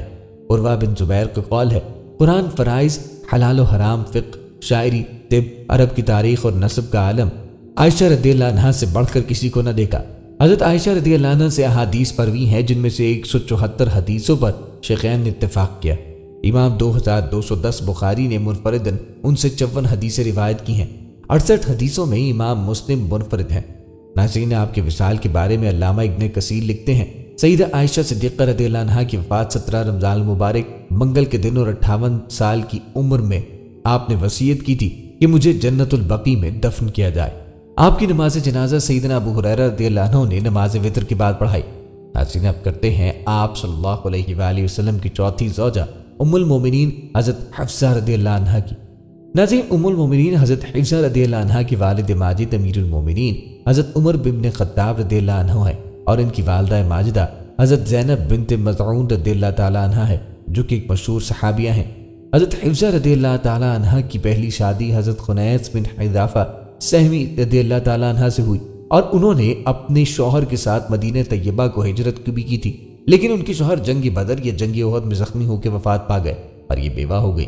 پھر آقا کریم علیہ الصلوۃ والسلام نے 3 ہجری میں ان سے نکاح فرمایا، اور یہ ام المومنین کی حیثیت سے کاشان نبوی کی سکونت سے مشرف ہو گئی۔ یہ بہت ہی شاندار، بلند ہمت اور سخاوت چوار خاتون ہے۔ حق گوئی، حاضر جوابی اور فہم و فراست میں اپنے والد بزرگوار کا مزاج پایا تھا۔ اکثر روزے دار رہا کرتی تھی اور تلاوت قرآن مجید اور دوسری قسم کی عبادتوں میں مصروف رہا کرتے تھے۔ ان کے مزاج میں کچھ سختی تھی، اسی لیے حضرت امیر المومنین عمر بن خطاب رضی اللہ تعالی عنہ ہر وقت اس فکر میں رہتے تھے کہ کہیں ان کی کسی سے سخت کلامی حضور نبی کریم علیہ الصلوۃ والسلام کی دل آزاری نہ ہو جائے۔ چنانچہ آپ رضی اللہ تعالی عنہ بار بار ان سے فرمایا کرتے تھے کہ اے حفصہ، تم کو جس چیز کی ضرورت ہو مجھ سے طلب کر لیا کرو، خبردار کبھی بھی حضور اقدس صلی اللہ علیہ وآلہ وسلم سے کسی چیز کا تقاضا نہ کرنا، نہ نبی کریم علیہ الصلوۃ والسلام کی کبھی ہرگز دل آزاری کرنا، ورنہ یاد رکھو کہ اگر آقا کریم علیہ الصلوۃ والسلام تم سے ناراض ہو گئے تو تم خدا کے غضب میں گرفتار ہو جاؤ گے۔ یہ بہت بڑی عبادت گزار ہونے کے ساتھ ساتھ فقہ و حدیث میں بھی ایک ممتاز درجہ رکھتی ہیں۔ انہوں نے آقا کریم علیہ الصلوۃ والسلام سے 60 حدیثیں روایت کی ہیں، جن میں سے 5 حدیثیں بخاری شریف میں مذکور ہے، باقی حدیث دوسری کتب حدیث میں درج ہے۔ علم حدیث میں بہت سے صحابہ اور تابعین ان کے شاگردوں کی فہرست میں نظر آئے ہیں، جن میں خود ان کے بھائی عبداللہ بن عمر رضی اللہ تعالیٰ عنہ بہت مشہور ہیں۔ شعبان 25 ہجری میں مدینہ منورہ کے اندر ان کی وفات ہوئی۔ اس وقت حضرت امیر معاویہ رضی اللہ تعالیٰ عنہ کی حکومت کا زمانہ تھا اور مروان بن حکم مدینہ کا حاکم تھا۔ اسی نے ان کی نماز جنازہ پڑھائی اور کچھ دور تک ان کے جنازے کو بھی اٹھایا۔ پھر حضرت ابو ہریرہ رضی اللہ تعالیٰ عنہ قبر تک جنازے کو کندھا دینے چلتے رہے۔ ان کے 2 بھائی حضرت عبداللہ بن عمر، حضرت عاصم بن عمر رضی اللہ تعالیٰ عنہما، اور ان کے 3 بھتیجے حضرت سالم بن عبداللہ اور حضرت عبداللہ بن عبداللہ، حضرت حمزہ بن عبداللہ رضی اللہ تعالیٰ عنہ نے ان کو قبر میں اتارا، اور یہ جنت البقیع میں دوسری ازواج مطہرات رضی اللہ تعالیٰ عنہ کے پہلو میں دفن ہوئی۔ بوقت وفات ان کی عمر 60 یا 63 برس کی تھی۔ ناظرین، آقا کریم علیہ الصلوۃ والسلام کی 5ویں زوجہ کا نام ام سلمہ ہے۔ ان کا نام ہند ہے اور کنیت ام سلمہ، مگر یہ اپنی کنیت کے ساتھ ہی زیادہ مشہور۔ ان کے باپ کا نام حذیفہ اور بعض مورخین کے نزدیک سہل ہے، مگر اس پر تمام مورخین کا اتفاق ہے کہ ان کی والدہ عاتقہ بنت عامر ہے۔ ان کا نکاح پہلے حضرت ابو سلمہ عبداللہ بن عبد الاسد رضی اللہ تعالیٰ عنہ سے ہوا تھا، جو آقا کریم علیہ الصلوۃ والسلام کے رضائی بھائی تھے۔ یہ دونوں میاں بیوی اعلان نبوت کے بعد جلد ہی دامن اسلام میں آ گئے تھے، اور سب سے پہلے ان دونوں نے حبشہ کی جانب ریت کی۔ پھر یہ دونوں حبشہ سے مکہ مکرمہ آ گئے اور مدینہ منورہ کی طرف ہجرت کا ارادہ کیا۔ چنانچہ حضرت ابو سلمہ رضی اللہ تعالیٰ عنہ نے اونٹ پر کجاوا باندھا اور حضرت بی بی ام سلمہ اور اپنے فرزند سلمہ کو کجاوے میں سمار کر دیا۔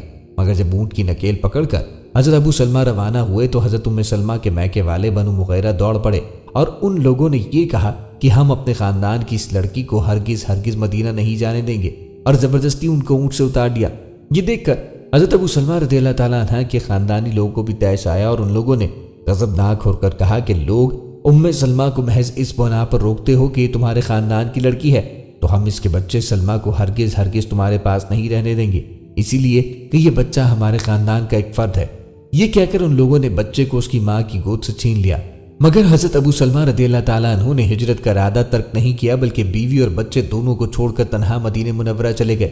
حضرت بی بی ام سلمہ رضی اللہ تعالیٰ عنہ اپنے شوہر اور بچے کی جدائی پر صبح سے شام تک مکی کی پتھریلی زمین میں کسی چٹان پہ بیٹھی ہوئی تقریباً 7 دنوں تک زار و قطار روتی رہی۔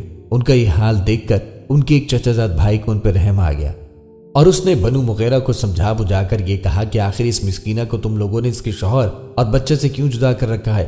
تم لوگ کیوں نہیں اس کو اجازت دے دیتے کہ وہ بچے کو ساتھ لے کر اپنے شوہر کے پاس چلی جائے؟ بالآخر بنو مغیرہ اس بات پر رضامند ہو گئے کہ یہ مدینے چلی جائے۔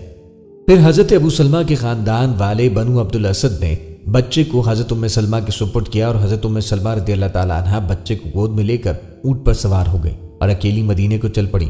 مگر جب مقام تنعیم میں پہنچی تو عثمان بن طلحہ سے ملاقات ہو گئی، جو مکے کا مانا ہوا ایک نہایت ہی شریف انسان تھا۔ اس نے پوچھا کہ اے ام سلمہ، کہاں کا ارادہ ہے؟ انہوں نے کہا کہ میں اپنے شوہر کے پاس مدینے جا رہی ہوں۔ اس نے کہا کہ کیا تمہارے ساتھ کوئی دوسرا نہیں؟ حضرت ام سلمہ رضی اللہ تعالیٰ عنہا نے درد بھری آواز میں جواب دیا کہ نہیں، میرے ساتھ اللہ اور میرے اس بچے کے سوا کوئی نہیں۔ یہ سن کر عثمان بن طلحہ کی رگِ شرافت پھڑک اٹھی اور اس نے کہا کہ خدا کی قسم میرے لیے زیب نہیں دیتا کہ تمہاری جیسی ایک شریف ذاتی اور ایک شریف انسان کی بیوی کو تنہا چھوڑ دوں۔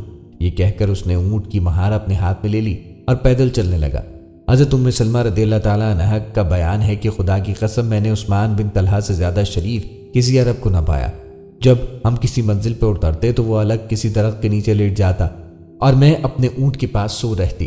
پھر روانگی کے وقت جب میں اپنے بچے کو گود میں لے کے اونٹ پہ سوار ہو جاتی تو وہ اونٹ کی مہار پکڑ کے چلنے لگتا۔ اسی طرح اس نے مجھے قباء تک پہنچا دیا اور وہاں سے وہ یہ کہہ کے مکہ میں چلا گیا کہ اب تم چلی جاؤ، تمہارا شوہر اسی گاؤں میں ہے۔ چنانچہ حضرت ام سلمہ رضی اللہ تعالیٰ عنہ اسی طرح بخیریت مدینہ منورہ پہنچ گئی۔ ناظرین، حضرت بی بی ام سلمہ رضی اللہ تعالیٰ عنہ حسن و جمال کے ساتھ ساتھ عقل و فہیم کے کمال کا بھی ایک بے مثال نمونہ تھی۔ امام الحرمین کا بیان ہے کہ میں حضرت ام سلمہ کے سوا کسی عورت کو نہیں جانتا کہ اس کی رائے ہمیشہ درست ثابت ہوئی ہو۔ صلح حدیبیہ کے دن جب رسول اللہ صلی اللہ علیہ وآلہ وسلم نے لوگوں کو حکم دیا کہ اپنی اپنی قربانیاں کر کے سب لوگ احرام کھول دیں اور بغیر عمرہ ادا کیے سب لوگ مدینے واپس چلے جائیں، کیونکہ اسی شرط پہ صلح حدیبیہ ہوئی ہے، تو لوگ اس قدر رنج و غم میں تھے کہ ایک شخص بھی قربانی کے لیے تیار نہ تھا۔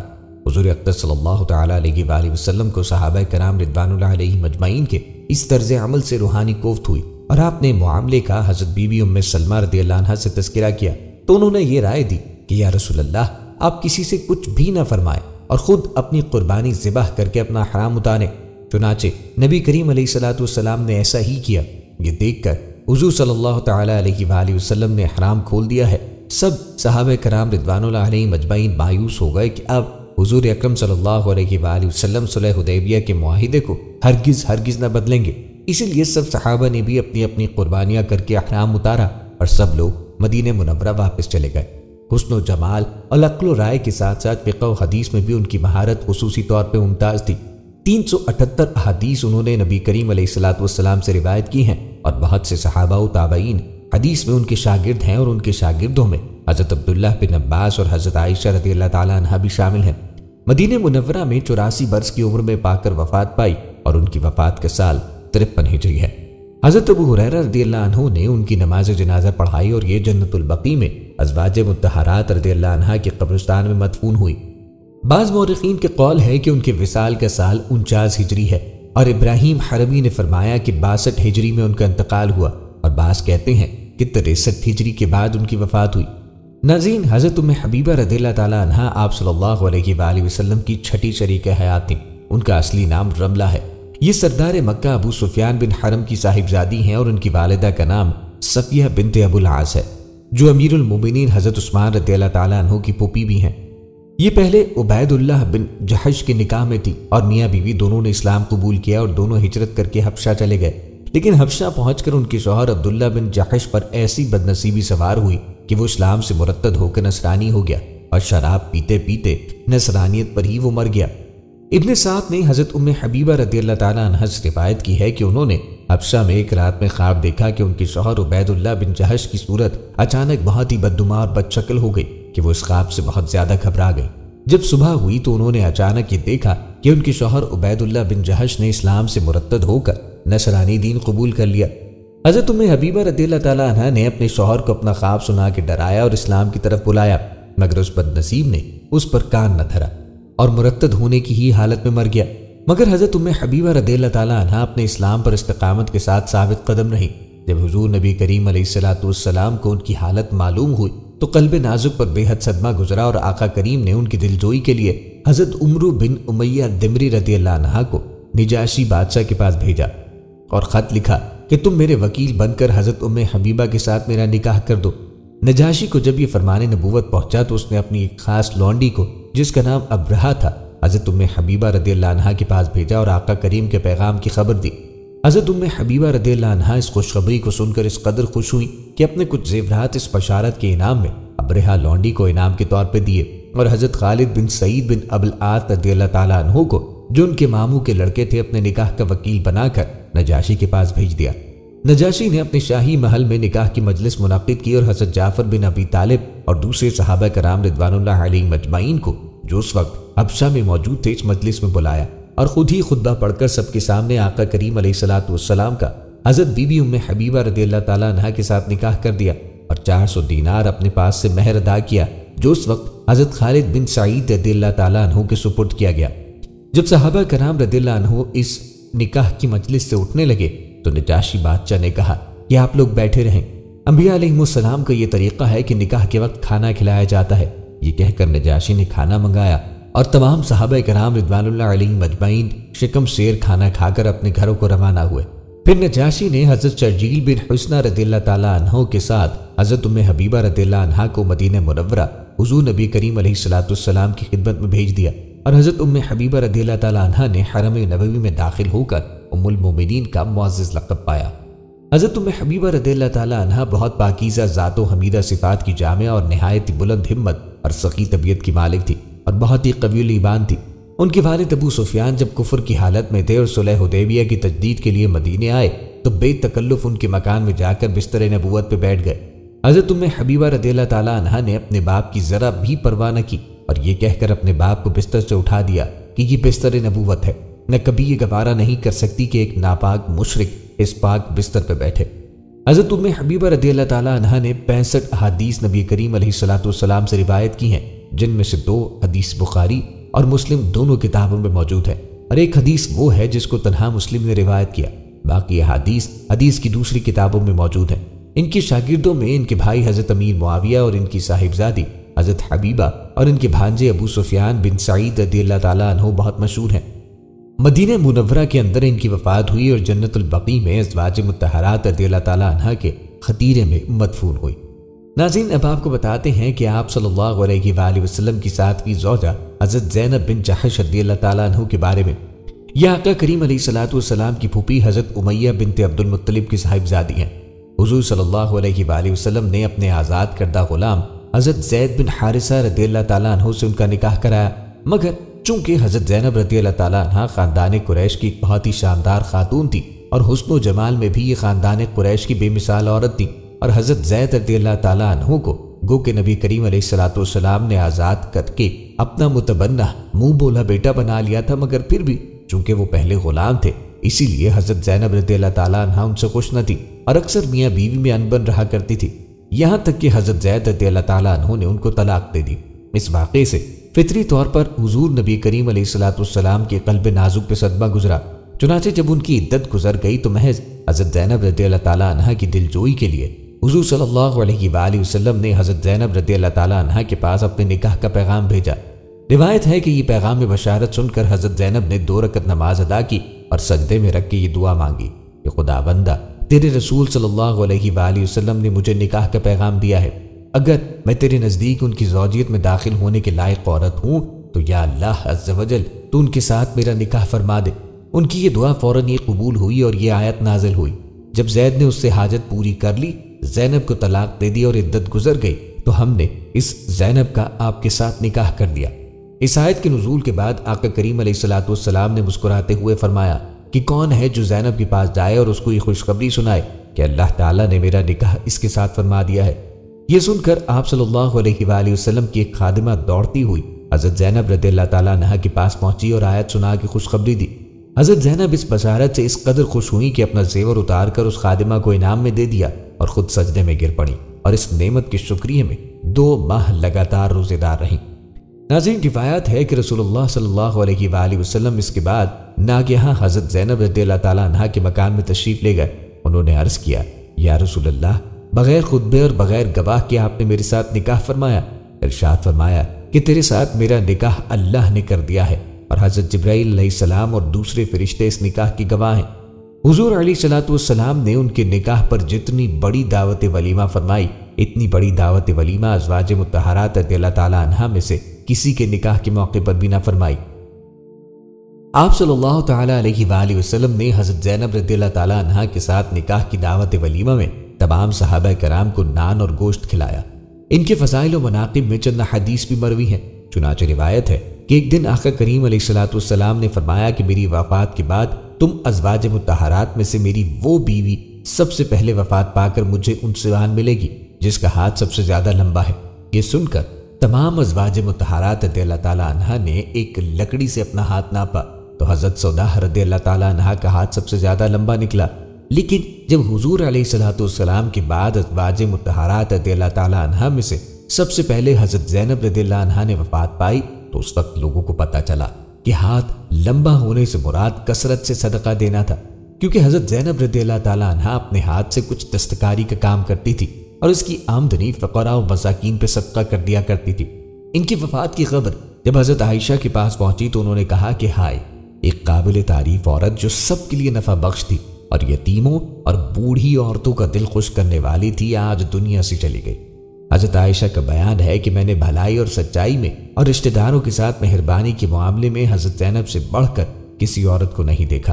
منقول ہے کہ حضرت زینب ازواج مطہرات سے اکثر ہی کہا کرتی تھی کہ مجھ کو خداوند تعالیٰ نے ایک ایسی فضیلت عطا فرمائی ہے جو ازواج مطہرات میں سے کسی کو بھی نصیب نہ ہوئی، کیونکہ تمام ازواج مطہرات کا نکاح ان کے باپ داداؤں نے حضور علیہ الصلوۃ والسلام کے ساتھ کیا، لیکن حضور صلی اللہ علیہ وآلہ وسلم کے ساتھ میرا نکاح اللہ تعالیٰ نے کر دیا۔ انہوں نے 11 احادیث حضور علیہ الصلوۃ والسلام سے روایت کی ہیں، جن میں سے 2 حدیثیں بخاری و مسلم دونوں کتابوں میں مذکور ہیں، باقی 9 حدیثیں دوسری کتب احادیث میں لکھی ہیں۔ منقول ہے کہ جب حضرت زینب رضی اللہ عنہا کا وفات کا حال امیر المومنین حضرت عمر رضی اللہ عنہ کو معلوم ہوا تو آپ نے حکم دے دیا کہ مدینے کے ہر کوچہ و بازار میں اعلان کر دیا جائے کہ تمام اہل مدینہ اپنی مقدس ماں کی نماز جنازہ کے لیے حاضر ہو جائیں۔ امیر المومنین رضی اللہ تعالیٰ عنہ نے خود ہی ان کی نماز جنازہ پڑھائیں اور یہ جنت البقیع میں دفن کی گئی۔ ناظرین، ام المومنین حضرت سیدنا زینب بنت خزیمہ رضی اللہ تعالیٰ عنہ آپ صلی اللہ علیہ وآلہ وسلم کی 8ویں زوجہ ہے۔ آپ کا شمار تاریخ کی ان ہستیوں میں ہوتا ہے جو غریب پروری، مسکین نوازی، رحم دلی، سخاوت اور فیاضی جیسے اوصاف میں نہایت بلند مقام پہ فائز ہیں۔ سخی اور فیاض طبیعت نیز یتیموں اور مسکینوں کے ساتھ مہربانی اور شفقت کے ساتھ پیش آنے اور انہیں کثرت کے کھانا کھلانے کے باعث آپ کا لقب ہی ام المساکین، مسکینوں کی ماں مشہور ہو گیا تھا۔ حضرت سیدنا علامہ احمد بن محمد قسطلانی رحمہ اللہ علیہ فرماتے ہیں، یعنی مساکین کو کھانا کھلانے کے باعث زمانہ جاہلیت میں ہی آپ رضی اللہ تعالیٰ عنہ کو ام المساکین کے لقب سے پکارا جانے لگا تھا۔ آپ کا نام زینب ہے۔ کہتے ہیں کہ زینب ایک خوبصورت اور خوشبودار درخت کا نام ہے، اسی نسبت سے عورتوں کا یہ نام رکھا جاتا ہے۔ آپ کی والد خزیمہ بن حارث ہے۔ حضرت مدر رحمہ اللہ علیہ میں جا کر آپ کا نسب سرور عالم نور مجسم صلی اللہ تعالیٰ علیہ وآلہ وسلم کے نسب شریف سے مل جاتا ہے، اسی لیے آپ قریشی ہیں۔ سرور کائنات شہنشاہ موجودات صلی اللہ تعالیٰ علیہ وآلہ وسلم کے حبالہ عقل میں آنے سے پہلے اصح قول کے مطابق آپ حضرت سیدنا عبداللہ بن جحش رضی اللہ تعالیٰ عنہ کے ساتھ رشتہ ازواج میں منسلک تھیں۔ یہ رسول کریم رؤوف الرحیم کے پھوپھیزاد بھائی ہیں اور قدیم الاسلام صحابہ کرام علیہم الرضوان میں شامل ہیں، جو رسول اللہ صلی اللہ تعالیٰ علیہ وآلہ وسلم کی دار ارقم مکہ مکرمہ میں تشریف لے جانے سے پہلے اسلام لے آئے تھے۔ غزوہ بدر روح احد میں شرکت کی اور احد میں ہی جام شہادت نوش فرمایا۔ حضرت عبداللہ بن جحش رضی اللہ تعالیٰ عنہ کی شہادت کے بعد آپ نے حضور اقدس صلی اللہ تعالیٰ علیہ وآلہ وسلم کا زوجیت کا شرف پایا اور ام المومنین کے اعلیٰ مقام پہ فائز ہوئی۔ اس وقت حرم نبوی میں 3 ازواج مطہرات حضرت عائشہ صدیقہ، حضرت سودا اور حضرت حفصہ رضی اللہ تعالیٰ عنہ پہلے سے موجود تھیں، جبکہ حضرت خدیجہ الکبریٰ رضی اللہ تعالیٰ عنہ کا کم و بیش 6 برس پہلے انتقال ہو چکا تھا۔ روایت میں ہے کہ جب سرکار رسالت میں آپ صلی اللہ علیہ وآلہ وسلم نے انہیں نکاح کا پیغام دیا تو انہوں نے اپنا معاملہ آپ صلی اللہ علیہ وآلہ وسلم کے سپرد کر دیا۔ پھر آپ صلی اللہ علیہ وآلہ وسلم نے ان سے نکاح فرما لیا اور 12.5 اوقیہ مہر نکاح مقرر فرمایا۔ ناظرین، آپ ان صحابیات میں سے ہیں جنہوں نے اپنی جانیں رسول اللہ صلی اللہ علیہ وآلہ وسلم کے لیے ہبہ کر دی تھی، اور ان کے بارے میں اللہ تعالیٰ نے یہ آیات نازل فرمائی: پیچھے ہٹاؤ اب میں سے جسے چاہوں اور اپنے پاس جگہ دوں، جسے چاہو اور جسے تم نے کنارے کر دیا تھا اسے تمہارا جی چاہے تو اس میں بھی تم پر کچھ گناہ نہیں۔ چنانچہ بخاری شریف میں ام المومنین حضرت عائشہ صدیقہ رضی اللہ تعالیٰ عنہ سے روایت ہے، فرماتی ہیں کہ میں ان عورتوں پر غیرت کرتی تھی جو اپنی جانیں رسول اللہ صلی اللہ علیہ وآلہ وسلم کو بخش دیتی۔ میں کہتی تھی کیا عورت اپنی جان بخشتی ہے؟ پھر جب اللہ عز و جل نے یہ آیت نازل فرمائی تو میں نے عرض کیا کہ میں آپ کے رب عز و جل کو نہیں دیکھتی مگر وہ آپ کی خواہش پوری کرنے میں جلدی فرماتا ہے۔ پیارے آقا کریم علیہ الصلوۃ والسلام کی زوجیت میں آنے کے فقط 8 ماہ بعد ہی ربیع الاخر 4 ہجری میں آپ نے دائی اجل کو لبیک کہا اور اپنے آخرت کے سفر کا آغاز فرمایا۔ اس وقت آپ کی عمر مبارک 30 برس تھی۔ سرور کائنات صلی اللہ علیہ وآلہ وسلم نے آپ کی نماز جنازہ پڑھائی اور تدفین کی۔ واضح رہے کہ ازواج مطہرات رضی اللہ تعالیٰ عنہ میں سے صرف 2 ازواج ایسی ہیں جنہوں نے پیارے آقا علیہ الصلوۃ والسلام کی حیات ظاہری میں انتقال فرمایا: ام المومنین حضرت خدیجہ الکبریٰ رضی اللہ تعالیٰ عنہ اور ام المومنین حضرت زینب بنت خزیمہ رضی اللہ تعالیٰ عنہ۔ ناظرین، اب آپ کو بتاتے ہیں پیارے آقا کریم کی نویں زوجہ حضرت میمونہ رضی اللہ تعالیٰ عنہ کے بارے میں۔ ان کے والد کا نام حارث بن حزن تھا اور ان کی والدہ ہند بنت عوف ہیں۔ حضرت میمونہ کا نام پہلے براہ تھا، لیکن نبی کریم علیہ الصلوۃ والسلام نے ان کا نام بدل کر میمونہ برکت دہندہ رکھ دیا۔ یہ پہلے ابو رحم بن عبد العزیٰ کے نکاح میں تھی، مگر جب آقا کریم علیہ الصلوۃ والسلام 7 ہجری میں عمرۃ القضاء کے لیے مکہ تشریف لے گئے تو یہ بیوہ ہو چکی تھی۔ حضرت عباس رضی اللہ تعالیٰ عنہ نے ان کے بارے میں آقا کریم علیہ الصلوۃ والسلام سے گفتگو کی اور آپ نے ان سے نکاح فرما لیا اور عمرۃ القضاء سے واپسی پر مقام صرف میں ان کو اپنی صحبت سرفراز فرمایا۔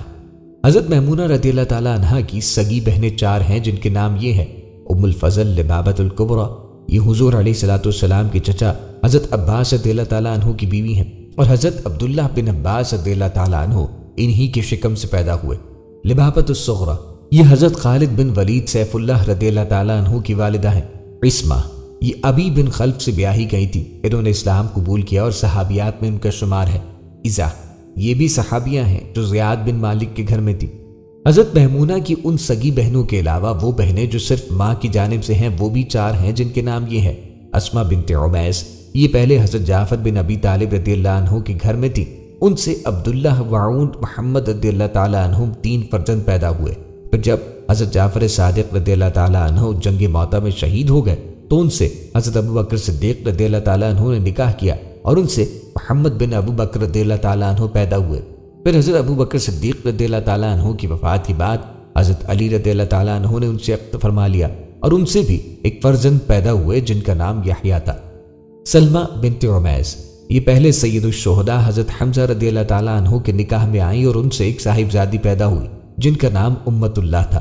حضرت حمزہ رضی اللہ تعالیٰ عنہ کی شہادت کے بعد ان سے شداد بن الحاد رضی اللہ تعالیٰ عنہ نے نکاح کیا اور ان سے عبداللہ عبد الرحمن رضی اللہ تعالیٰ عنہما 2 فرزند پیدا ہوئے۔ سلامہ بنت عمیس، ان کا نکاح عبداللہ بن کعب رضی اللہ تعالیٰ عنہ سے ہوا تھا۔ ام المومنین حضرت زینب بنت خزیمہ رضی اللہ تعالیٰ عنہ جو ام المساکین کے لقب سے مشہور ہیں، جن کا ذکر خیر اوپر گزر چکا ہے۔ حضرت میمونہ کی والدہ ہند بنت عوف کے بارے میں عام طور پر کہا جاتا تھا کہ دامادوں کے اعتبار سے روئے زمین پر کوئی بڑھیا ان سے زیادہ خوش نصیب نہیں ہوئی، کیونکہ ان کے دامادوں کی فہرست میں مندرج ذیل ہستیاں ہیں: رسول اللہ صلی اللہ علیہ وآلہ وسلم، حضرت ابو بکر، حضرت علی، حضرت حمزہ، حضرت حماد، حضرت عباس، حضرت شداد بن الحاد رضی اللہ تعالیٰ عنہ، یہ سب کے سب بزرگوار ہند بنت عوف رضی اللہ تعالیٰ عنہ کے داماد ہیں۔ ناظرین، حضرت بی بی میمونہ سے کل 76 احادیث مروی ہیں، جن میں سے 7 احادیث ایسی ہیں جو بخاری و مسلم دونوں کتابوں میں مذکور ہیں، اور ایک حدیث صرف بخاری میں ہے، اور ایک ایسی حدیث ہے جو صرف مسلم میں ہے، اور باقی حدیثیں احادیث کی دوسری کتابوں میں مذکور ہیں۔ یہ حضور صلی اللہ علیہ وآلہ وسلم کی آخری زوجہ مبارکہ ہیں۔ ان کے بعد حضور اقدس صلی اللہ علیہ وآلہ وسلم نے کسی دوسری عورت سے نکاح نہ فرمایا۔ ان کے انتقال کے سال میں مورخین کا اختلاف ہے۔ قول مشہور ہے کہ انہوں نے 51 ہجری میں بمقام صرف وفات پائی، جہاں رسول اللہ صلی اللہ علیہ وآلہ وسلم نے ان سے زفاف فرمایا تھا۔ ابن سعد نے واقدی سے نقل کیا ہے کہ انہوں نے 71 ہجری میں وفات پائی، اور ابن اسحاق کا قول ہے کہ 73 ہجری ان کے انتقال کا سال ہے۔ ان کی وفات کے وقت ان کے بھانجے حضرت عبداللہ بن عباس رضی اللہ تعالیٰ عنہما موجود تھے، اور انہوں نے ہی آپ رضی اللہ تعالیٰ عنہ کی نماز جنازہ پڑھائی اور ان کو قبر میں اتارا۔ محدث عطا کا بیان ہے کہ ہم لوگ حضرت عبداللہ بن عباس رضی اللہ تعالیٰ عنہما کے ساتھ حضرت بی بی میمونہ رضی اللہ تعالیٰ عنہ کے جنازے میں شریک تھے۔ جب جنازہ اٹھایا گیا تو حضرت عبداللہ بن عباس رضی اللہ تعالیٰ عنہما نے بآواز بلند فرمایا، اے لوگو، یہ رسول اللہ صلی اللہ علیہ وآلہ وسلم کی زوجہ ہیں، تم لوگ ان کے جنازے کو بہت آہستہ آہستہ لے کے چلو اور ان کی مقدس لاش کو نہ جھنجھوڑو۔ حضرت یزید بن اسم رضی اللہ تعالیٰ عنہ کہتے ہیں کہ ہم لوگوں نے حضرت بی بی میمونہ رضی اللہ تعالیٰ عنہ کو مقام صرف میں اسی چھپر کی جگہ میں دفن کیا جس میں رسول اللہ صلی اللہ علیہ وآلہ وسلم نے ان کو پہلی بار اپنی قربت سے سرفراز فرمایا تھا۔ ناظرین، حضرت جویریہ رضی اللہ تعالیٰ عنہ آپ کی 10ویں زوجہ ہے۔ یہ قبیلہ بنی مستلق کے سردار اعظم حارث بن ابو درار کی بیٹی ہیں۔ غزوہ مریسی میں جو کفار مسلمانوں کے ہاتھوں میں گرفتار ہو کر قیدی بنائے گئے تھے، انہی قیدیوں میں حضرت جویریہ بھی تھی۔ جب قیدیوں کو لونڈی غلام بنا کر مجاہدین پہ تقسیم کیا گیا تو حضرت جویریہ حضرت ثابت بن قیس رضی اللہ تعالیٰ عنہ کے حصے میں آئیں۔ انہوں نے ان سے مکاتبت کر لی، یعنی یہ لکھ کر دے دیا کہ تم اتنی رقم مجھے دے دو تو میں تم کو آزاد کر دوں گا۔ حضرت جویریہ بارگاہ رسالت میں حاضر ہوئی اور عرض کی، یا رسول اللہ، میں اپنے قبیلے کے سردار اعظم حارث بن ابو درار کی بیٹی ہوں اور مسلمان ہو چکی ہوں۔ ثابت بن قیس نے مجھے مکاتبہ بنا دیا ہے، مگر میرے پاس اتنی رقم نہیں کہ میں بدل کتابت ادا کر کے آزاد ہو جاؤں۔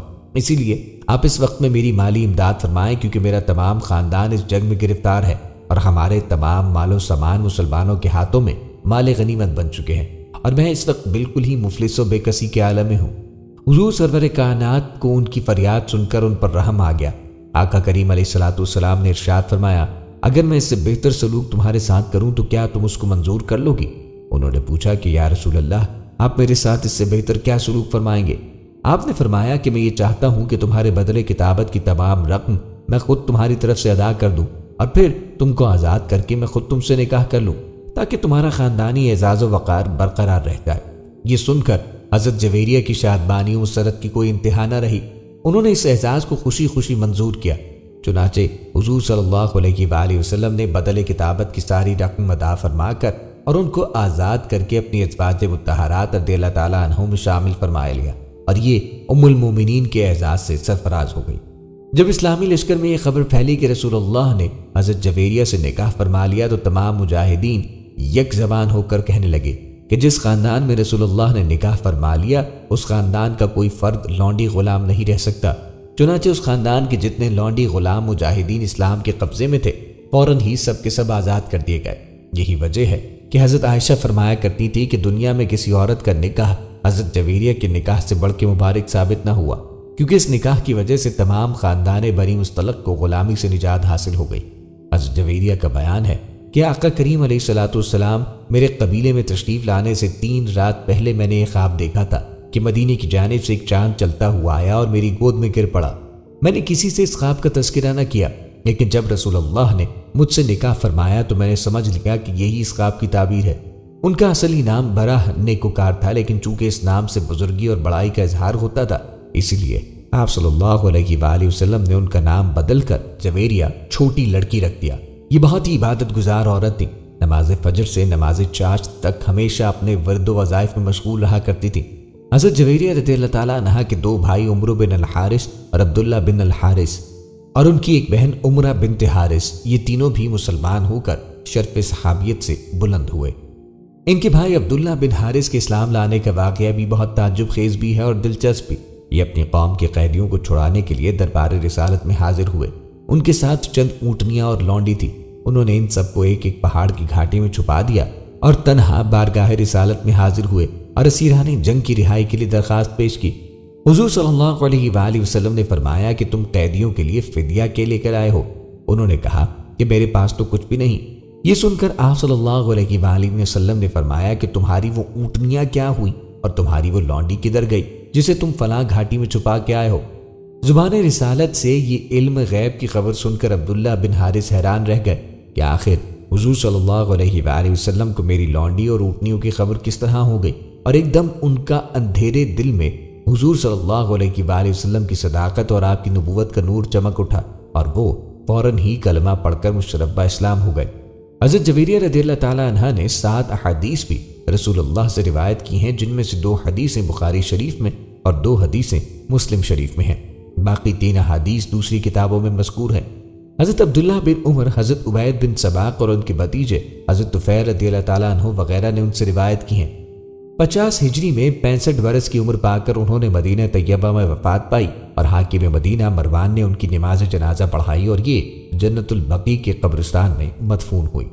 ناظرین، اب آپ کو بتاتے ہیں آپ صلی اللہ علیہ وآلہ وسلم کی 11ویں اور آخری زوجہ حضرت صفیہ رضی اللہ تعالیٰ عنہ کے بارے میں۔ ان کا اصلی نام زینب تھا۔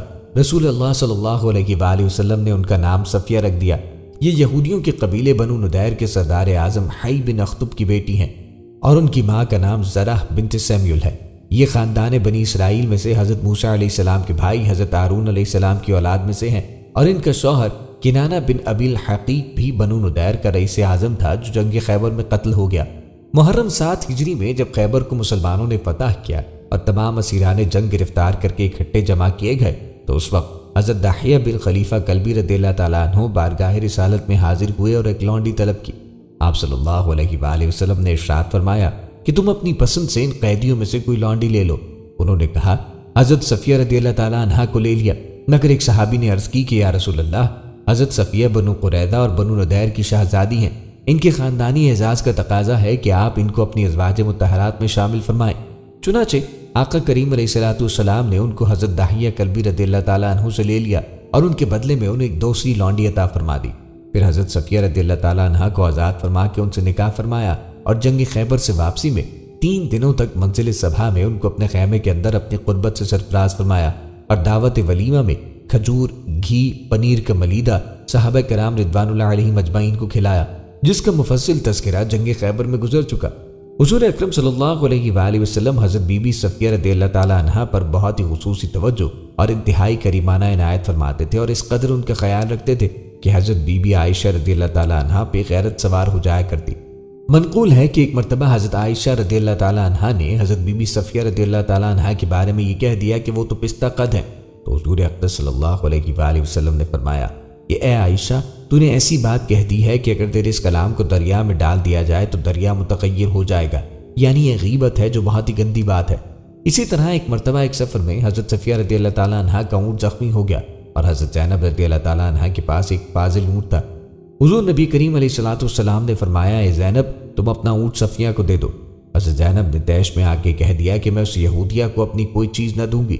یہ سن کر نبی کریم علیہ السلام حضرت زینب رضی اللہ تعالیٰ عنہ پر اس قدر خفا ہو گئے کہ 2-3 ماہ تک ان کے بستر پر آپ نے قدم نہیں رکھا۔ ناظرین، ترمذی شریف کی روایت ہے کہ ایک روز نبی کریم علیہ السلام نے دیکھا کہ حضرت صفیہ رو رہی ہیں۔